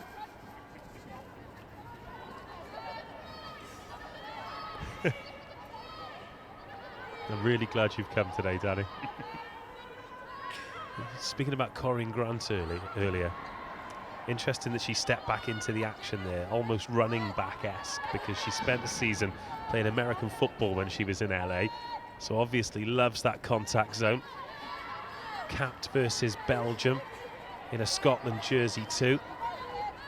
Well, I think that's one of the exciting things sort of within the women's game, especially in the university sector, where you can come to university having been an elite athlete in another sport and actually make that transition into rugby.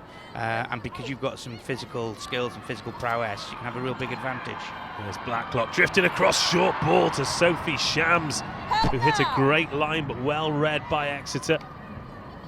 Not really seen her hit in the line at speed like that before, Shams.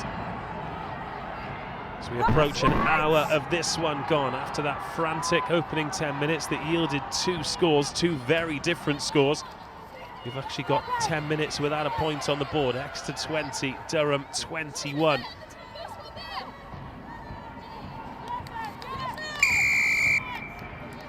I thought the number 7 there, off her feet. Kept hold of the ball a little bit too long there. She's got to listen to the referee's instructions. And, you know, as we start to move a 1-point game, the discipline of these two sides moving into the last 20 minutes, you know, as we know, always critical, but it takes an even greater importance. Well, Durham find themselves back in the Exeter 22. And a converted score here would be massive. Neither team has led by more than a converted score for this entire final. It was 7-0 Exeter, then 7-all, then 10-7 Exeter, 14-10 Durham, 15-14 Exeter. That's a big moment. That is a big moment. We haven't seen that all day. And, you know, that was a tight call for me. You know, whether or not you'd say that that wasn't straight, you know, referees are always right, but definitely a little bit of contention there.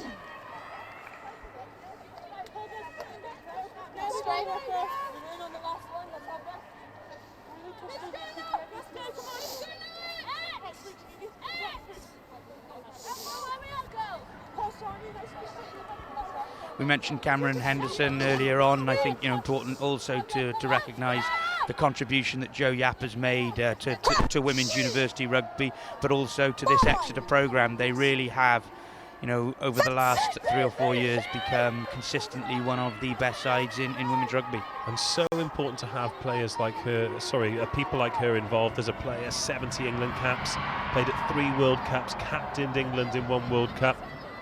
We're talking about effective role models and people who've gone on to become excellent coaches, and you know, as the women's game starts to grow, these are important aspects to happen. Certainly are. And will this be a fairy tale ending for Jo Yap?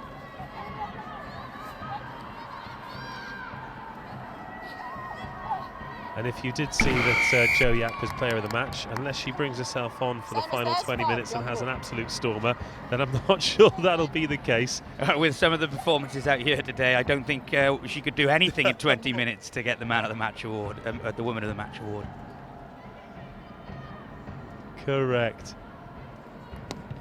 As I mentioned, that will be chosen by a panel, an expert panel selected by BUCS, and that's a tough decision to make because goodness me, there've been some good players out there. There's, you know, I think for me there are probably 3 or 4 contenders right up there. You know, Sophie Shams, obviously, with the 2 breaks and the threat that she's made from 15 would definitely be one.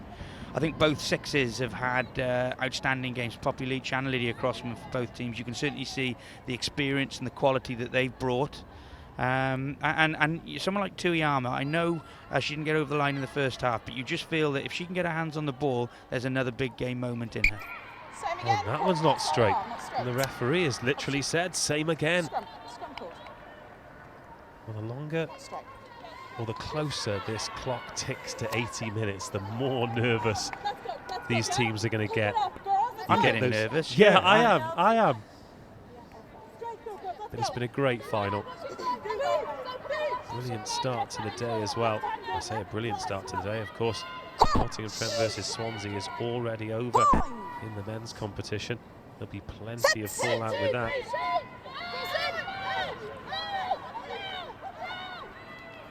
Now Durham, as Lydia Crossman has moved to number 8 for the final 25 minutes or so. With They stripped it. Exeter have got it. Turned it over.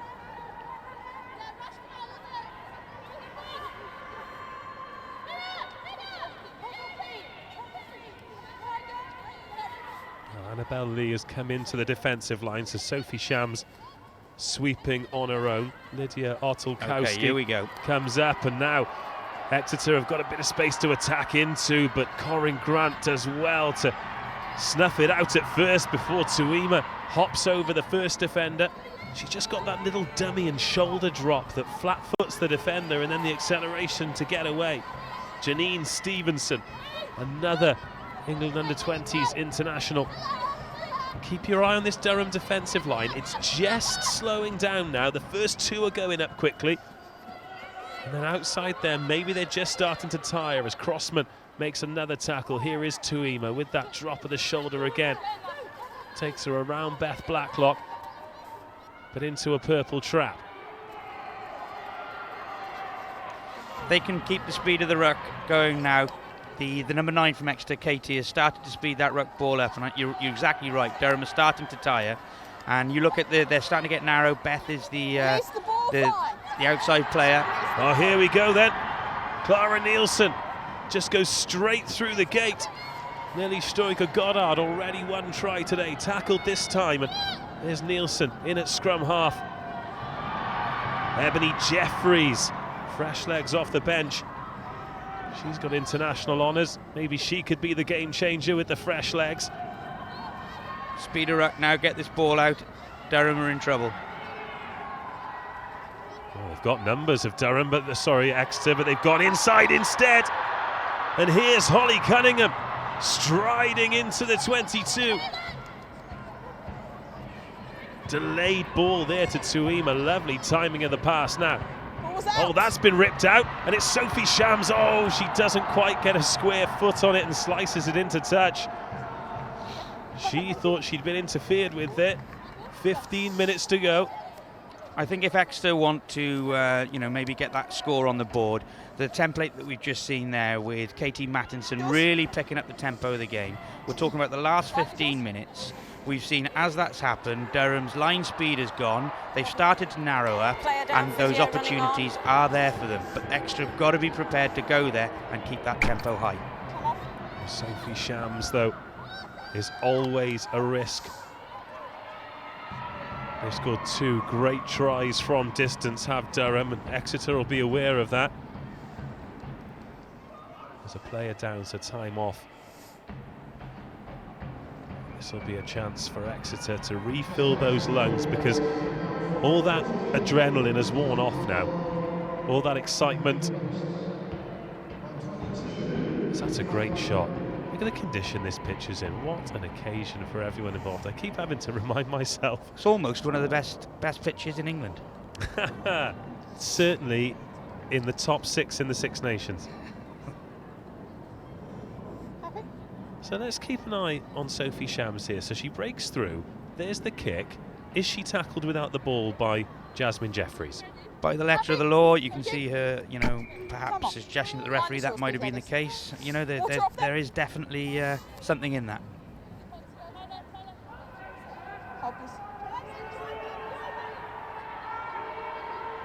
Goodness me, well, you haven't put yourself in danger of upsetting anyone with that answer, Danny. Durham throw a player up, trying to get something on it, but Exeter set, and this could be ominous. Roshini Turner is high in there, trying to get some hands on it, but Exeter taking it towards the posts. Of course, if they score but don't convert it, then Durham are only a try behind. Penalty advantage coming here. Now, if they do get the penalty, what's the decision? With the quality of the goal kicking on show today, there's only one decision for me here. You know, it's a 1-point game. There's 14 minutes left. You take the 3 points.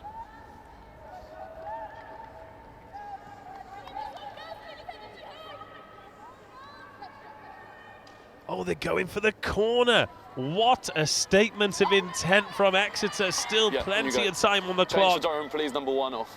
There is a rationale for that. Sorry, Every 18, time they've been in this situation in the game, they've come away with certainly 2 or 3 tries already. So you can see the thinking behind it. However, I'm always for getting in front on the leaderboard, especially as the game comes to a close. And there was 3 points on offer there.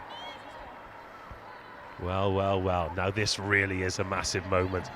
Job 1 done. Line out, ball secured. Holly Cunningham scored from a very similar position. It's Clara Nielsen with the ball in hand now.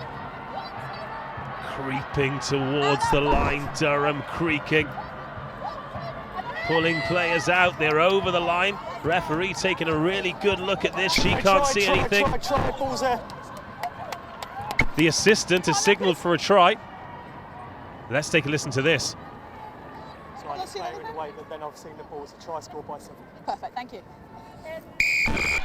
And Clara Nielsen is awarded the try, and Exeter are back into the lead. The decision is vindicated. Well, Durham have got to get together, and I'm loving the way that the captain has called them in and the approach they're taking to this. It's all about the next job, the next minute, and what can they do now to get themselves back into this game. It's a big kick. You know, it's a big kick here for Tuiyama because this one slots over and it's a converted try that they'll need to win the game. So I really do like the approach they're taking. It really looks like they're focusing on what they can do in this last 10 minutes to get over. Let's see if we can see the grounding here. So difficult, but the assistant was in a great position and he was quite clear from early on that he saw the ball being grounded. 25-21. Lagi Tuima struck the last one sweetly, but it was just shy of the crossbar.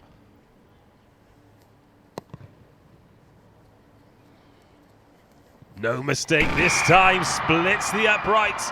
Exeter 27, Durham 21. You really are now looking for one of Durham's big game players to make a statement here, because Exeter have taken the lead just when they want to. They're in front. With that experience now, you would expect them to close out this 10 minutes unless we can get one of these big game Durham players on the ball. Well, they've been starved of quality possession since Exeter scored the try through Lily Stoiger-Goddard.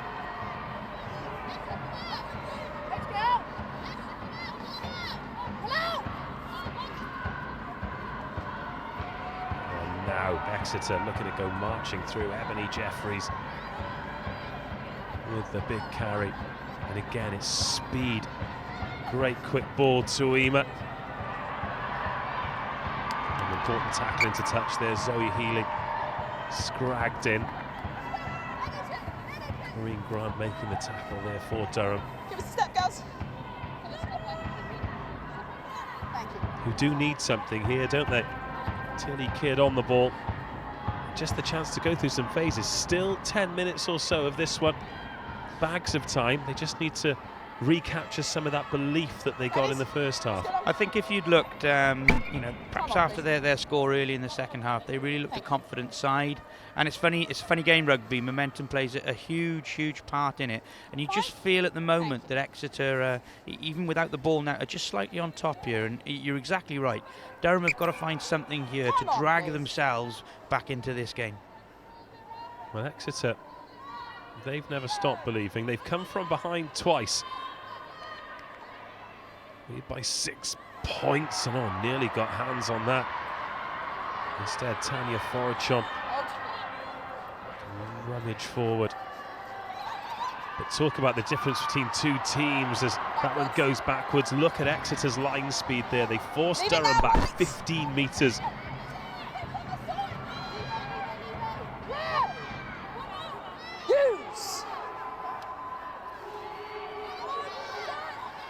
Pick and go from Forachon. Just looking at the reload speed of this Durham side, there's a little bit of an edge gone off their game at the moment, and if they're going to, claw themselves back into this, yes, it might only be one score, they're going to start to have to really go somewhere with that conditioning to get themselves back into this game. Hold. It's a short ball there, looking for Trudy Cowan. Now can it open up? Sophie Shams. Bit of space for Corinne Grant to run into. She's too quick for the right winger outside her, but she's into the 22. Annabelle Lee comes to add some weight. There is the second row. Cowan in at first receiver, gets smashed backwards by some tough Exeter tackling. Erin Kelly out to Forachon, who's found a bit of energy in the last couple of minutes as the open side flanker, as they usually tend to do. Here's Kelly once more. Crossman squirts that one out. Knock on white, knock on white. Oh, that's gone forward off an Exeter hand as well. Durham have actually got out of prison a little bit there, because Otelkowski has chased that one and she was in an offside position, but instead it's gone forward off an Exeter hand. Well spotted there, Dave. I think this scrum now is an important one. I wouldn't be surprised to see Durham just keep hold of this for a second or two, just to see if they can get that little nudge, maybe get on the right side of the referee, look for that penalty and kick to the corner.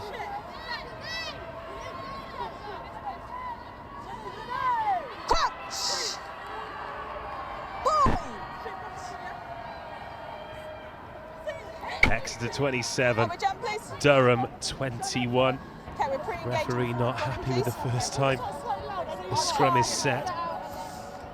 Try and hold, pre-engage, yes please. Interestingly, Lydia Crossman packing back down at 6. Well, no, she's packing down at 7 now, actually. They've swapped sides, so Forachon on the blind side, Crossman on the open side, and Heather Kerr back at number 8. So Taylor Pudfoot back onto the bench. Got all the big hitters back on. Here's Blacklock. Attacks the line and gets through. Oh, the cover tackle comes in. But Blacklock dragged down 5 metres short. Durham pouring forward. Sophie Shams steps inside. Gascoigne makes the tackle, or does she? Oh, she scored again. Sophie Shams brings Durham to within a point. You talked about the need for big game players, Danny Milton, and they've just arrived. Exeter 27, Durham 26. Well, Sophie Shams, I'm not picking woman of the match today. However, it's going to be pretty hard to look beyond this lady in terms of the key contributions that she's made at key times for this Durham side. I wouldn't say single-handedly, because there have been some really good players, but what a performance. Lydia Crossman as well. She's been there all game, and these couple of individuals have dragged this Durham team, and all 15, all 23 of them can be proud of the way that they have responded in that time of need.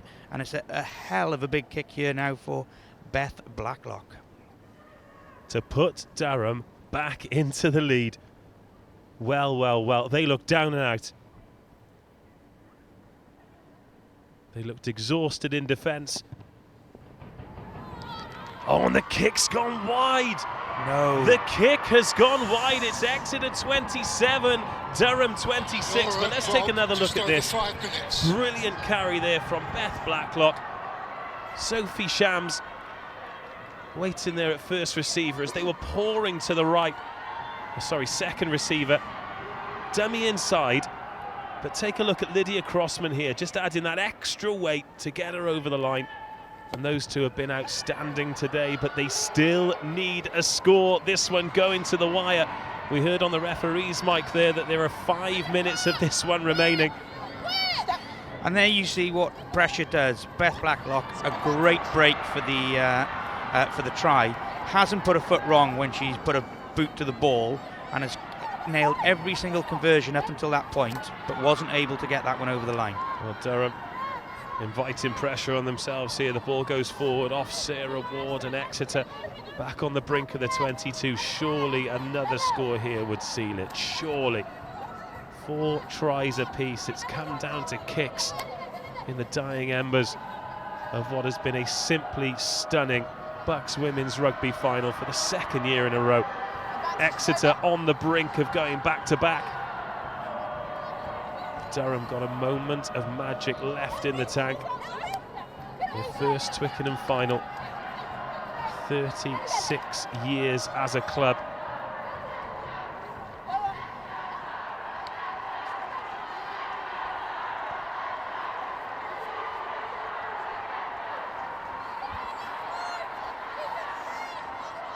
Exeter now, the clock and the scoreboard on their side, and a penalty advantage. Again, if they do get the penalty, what's the decision? Corner or posts? I think this time you go corner. You know, with the quality of what they did in the last time, also running down that clock, they're already 3 points in the lead. It might be one that you look to utilise that advantage.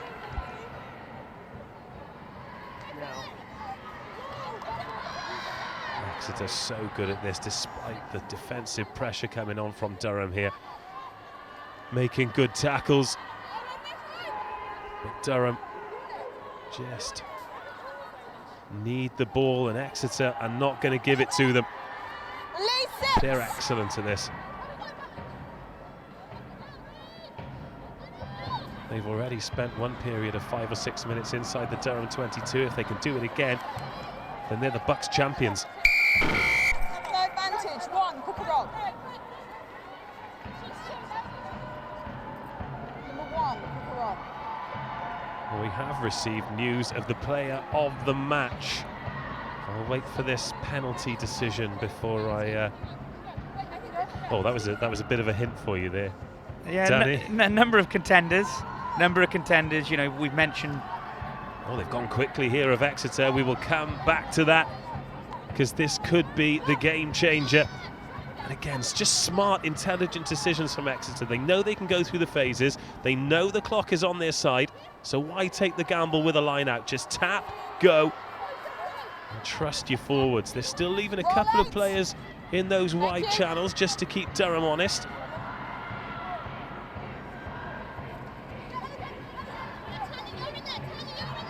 The latches they're getting onto their carries, really important here. The way you can see them double latching at the back there, just allow them to really secure possession and make it very difficult for this Durham defence to maybe get their head over the ball. You'll see it again there as they go into that contact area. That double latch allows them to just keep away any threat to the ball.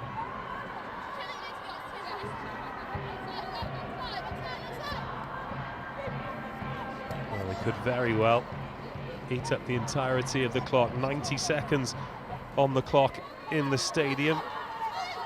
1 minute 45 on ours. The referees won't be far behind either of them. Just needs something, and I don't think they're going to get it. Exeter closing in on a 5th try. And the advantage coming as well, so it pops out. Now, I would say, again, even with 3 points on offer, don't give Durham the opportunity to kick off.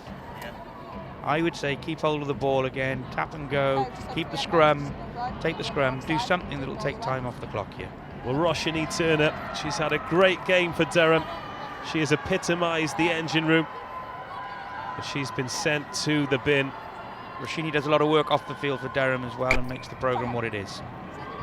Well, they're going to tap and go again, are Exeter, so we're not going to have a chance to do our announcement of the player of the match. But I will tell you, Danny, as you were spot on, it's Sophie Shams, 2 tries. Yeah, and fully deserved, you've got to say, in terms of critical moments, while they might not be on the right side of the scoreboard, Sophie Shams, you know, Lydia Crossman, a couple of these, Beth Blacklock, have been absolutely on fire for Durham today and have made this an excellent contest. Certainly have, and Tuima is going to go for the sticks here, so we are going to have a restart, or at least I think we will. But the player of the match there, it's just been announced in the stadium as well, and a great reception from the crowd who have travelled. Game breaker. I mean, it was her clean break for the try that dragged Durham into the match in the first half. Then when they looked like they were down and out, it was her try that gave them a little bit of belief before the kick was missed with 10 minutes to go. Fantastic Twickenham experience for her, but it doesn't look like her team are going to be on the winning side. No, and Your time, Laura. you know, Your I think time. you know Sophie can be rightly proud of her efforts today. It has been absolutely outstanding in performances, and I think it just goes to show. Whereas we're talking about maybe 2, 3, 4 of the Durham players who've really stepped up to the mark, I think you've got to look at this whole Exeter side and the way that they've come together at key moments in the red zone, always coming away with points, as they have done again there. Well, we said before the match that the town would be painted, but what would be the colour? Painted green Exeter, painted green. Back-to-back BUCS champions. The full-time score 30 points to 26. And Danny Milton, that was an 80 minutes worthy of any final at any level. Not to be for Durham today, but I can't imagine it'll be too long till we see them back at this level. Well, you know, we've talked about the introduction to this National League and Durham with the sort of performance they've put in today. You know, look, we've got to focus on Exeter. They're the winners. They're the guys, they're the ladies who've come through today with that 30 points to 26 win. But let's spare a thought here, because at times Durham, scoring from deep, some of the tries that they've scored today have made this the final it was. And you bang on. It has been an outstanding game of rugby, played by 2 teams who've really gone on it. 2 very different styles, and full credit to Exeter, as we've talked about, when they get into that red zone as a team, whether it's driving lineouts, pick and goes, their latch carries, the way they've worked together as a team have got them over the line. Well, what huge team spirit, what huge character that green machine have. It took them to extra time last year to lift the trophy. They had to come from behind twice today.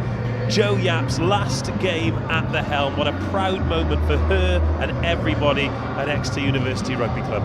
Yeah, and you don't want to take anything away from the squad, the team on the field. However, when you see the level of organisation, the level of planning and the work that someone like Jo Yap puts into the programme, you know, it's testament to what we've seen out there today. And you have to say, you know, Jo done a fantastic job, did some great work with England 20s. They can be really proud of the programme that they've got there. But, you know, let's spare a thought here for Cameron as well, with the time and effort he's put into Durham University Women's Rugby. 3.5 decades for Durham to get to Twickenham. And even though they're on the wrong side of the score today, I hope that in years to come they look back on this and realise that they played their part in a remarkable 80 minutes of rugby. Look at the energy that Exeter have found to jog through that tunnel there. It's amazing, after 80 bruising minutes, when you're on the right side of games, you can just find that extra little bit. And that is a special season for them. It's now 25 games unbeaten for Exeter University Women's RFC. Yeah, and you know, that quality that we're talking about, the quality of the programme, the quality of the work that goes on, and you saw a game there that went for 80 minutes. You know, we talked about the levels of conditioning you need, the emotion, the big pitch, and both teams came through that strongly. Hang on, I don't want to make you shocked or anything, Danny, but I think I've just seen Keith Fleming smile as well. No, that can't be true. Keith doesn't smile. Correct. Maybe we've seen his kryptonite, because that is 22 players down there in Exeter University colours, and some non-playing travelling reserves as well, who will huddle in the Twickenham sunshine, and I'm sure they'll be talking about a job well done. Yeah, you know, Keith Fleming, Jo Yap, the whole Exeter programme down there, you know, they really are right at the top end of university rugby, and something that other programmes are always looking to aspire towards. Lovely moments for the players. bringing you the trophy presentation soon. Durham will be the first up those steps to receive those silver medals. And Danny, that's something that you've been through as a coach with your players. What's that like? It must be incredibly difficult, but really it's the end of a season, and make no mistake, it's been a great season for them. Talking to the players, myself today, driving back up here today, I was reliving the last couple of minutes of the game, as I'm sure these Durham girls will do so as well. And no, we didn't get over the line last year, and that hurts. And sometimes you play the game back and you remember something that goes a different way, and you actually win the game, and then you wake up. But what Durham will always be able to say, like we did last year, is they brought a hell of a performance. They brought some outstanding tries, and they've been part of a fantastic day today. And it hurts, but it's something that you can always treasure. Well, as Beth Blacklock leads her team up to receive the silver medals, it's now time to go to the touchline with Joe Burns. Well, welcome everybody down to pitch side. I'm with Cameron Henderson, the coach of the losing side, Durham. Cameron, you asked for them to leave everything out there, and the girls did you proud. Me, absolutely fantastic. Oh, we got beat, that's sport. We move on. I'm very proud of them. Very emotional guy. I mean, we're watching them go up the stairs now to receive their medals, and the way they played the game throughout, their tenacity, their quality of play, you couldn't be proud of them, I'm sure. Oh no, I mean, probably one of the best performances of the season. I know we beat Bristol and Hartbury on the way there, but I mean, we're up against a very, very good team. They knew their game plan, took us on up front, which we couldn't cope with, etc., etc. But the way they played the open rugby out there today, especially the fullback, Chamois Leather as I call her, was absolutely brilliant. We stuck at the task. We lost what, we lose by 3 points or something silly like that. I'm very proud of them, and well done Exeter. Yeah, I mean, some of the moments of magic, particularly Sevi Sham, who's won the player of the match. I mean, that searing break to score that wonder try. Well, absolutely, I'm over the moon for her. She's come from Dubai. She thinks this is cold, which it is for her. She's just a great kid. She's only 18 or something like that, and she's got a brilliant future ahead of her. As long as she works at a game, listens and learns, she's got an absolute brilliant future. I think she is English, so all the English guys are looking at her. Okay. Well, look, you finally got to Twickenham. You've fallen a little bit short, but I feel that you're going to be back, and this is the start of something big for Durham. Yeah, hopefully. We've got to rebuild again. A lot of those girls here, we've got 12 girls leaving, so we've got to rebuild and go for it again. All right, okay, thanks, good luck. To the winners, the spoils. Exeter go back to back, and boy oh boy did they deserve it. Stunning performances from 1 to 22, and the perfect send-off for Jo Yap in her final 15s game in charge. The perfect day for them, and the green machine rolls on. Yeah, I think, we talked about the experience of the team and the number of people who've been to Twickenham before, and that showed up today. And now the moment they've been waiting a full season for. The second time in 2 years they've got their hands on that famous trophy. And Exeter march into the season, the first National League season, where the standard is going to go up again with a huge target on their back, and I have no doubt that they will be ready for all challenges.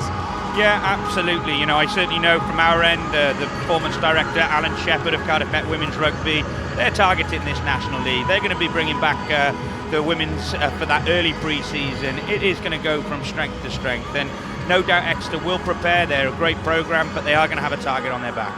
Well, great there with the silver medals and the smiles on their faces. And so they should, Dave. They brought a lot to this occasion today. That was 13th was the unlucky one. 12 consecutive victories for Durham. In fact, before today, the last team that beat them was Exeter in the quarter-finals last year. I think that could set up a fantastic rivalry, separated by 550 kilometres, but certainly united with an intense rivalry.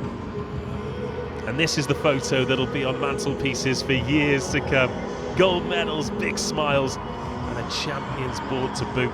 16 of those players have won at Twickenham.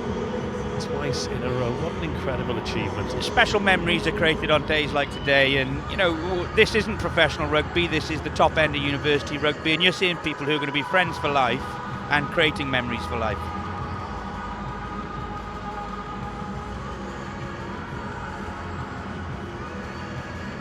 Well, hopefully we'll be hearing from some winners on the touchline with Joe Burns soon. However, Joe, I can see where they all are. Get over there and put a camera in their face. Come on.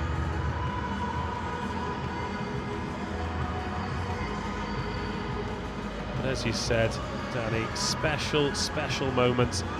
The trophy with those green and white ribbons on. The Durham players straight up. Family, friends, fans, all who've made the journey down south for the big day at Twickenham. But you can see just from those moments there, immense pride, not just for the players, but for the friends, the family who've made the journey. It's a special day for everyone. Well, and that's reflective of where this university showpiece is. Like you said, we've got internationals on show, you've got people who are going to play at the top end of the game, but you've also got people in both the men's and women's games today who this is going to be their biggest ever game. And so, you know, for your family, your friends, and for people to be able to be part of that, and the special occasion that it is, does make it, you know, really something to cherish. Wonderful moments, and I've no doubt that coach journey back to Exeter will be an eventful one. And I'm sure no beer, no, and no singing. None of those things. They're athletes, very, very serious athletes. But if anybody is listening, please make Keith Fleming sing on the way home. Have you ever heard him do a tune? No, but I reckon he'd bring something out for the occasion. Yeah, he's probably a very, very deep bass baritone. Well, we will be hearing from the player of the match very soon, hopefully, and maybe even a winner, and get our first sight of a 2019 BUCS gold medal. But the full-time score, Exeter 30, Durham 26. Durham's 36-year wait for a championship, well, is going to become at least 37. Exeter stamping their authority on the women's game. It was 4 tries apiece, came down to kicks in the end. And if you tuned in late, then make sure you watch the entire game back, because we had some incredible moments, some brilliant tries, and a fantastic advert for the university game that, as Danny Milton alluded to, is going to go from strength to strength in the coming years. But now it's time to go to Joe Burns, who is on the touchline. Hey, welcome back down to pitchside to a girl with a Cheshire smile. We had a fun interview last year.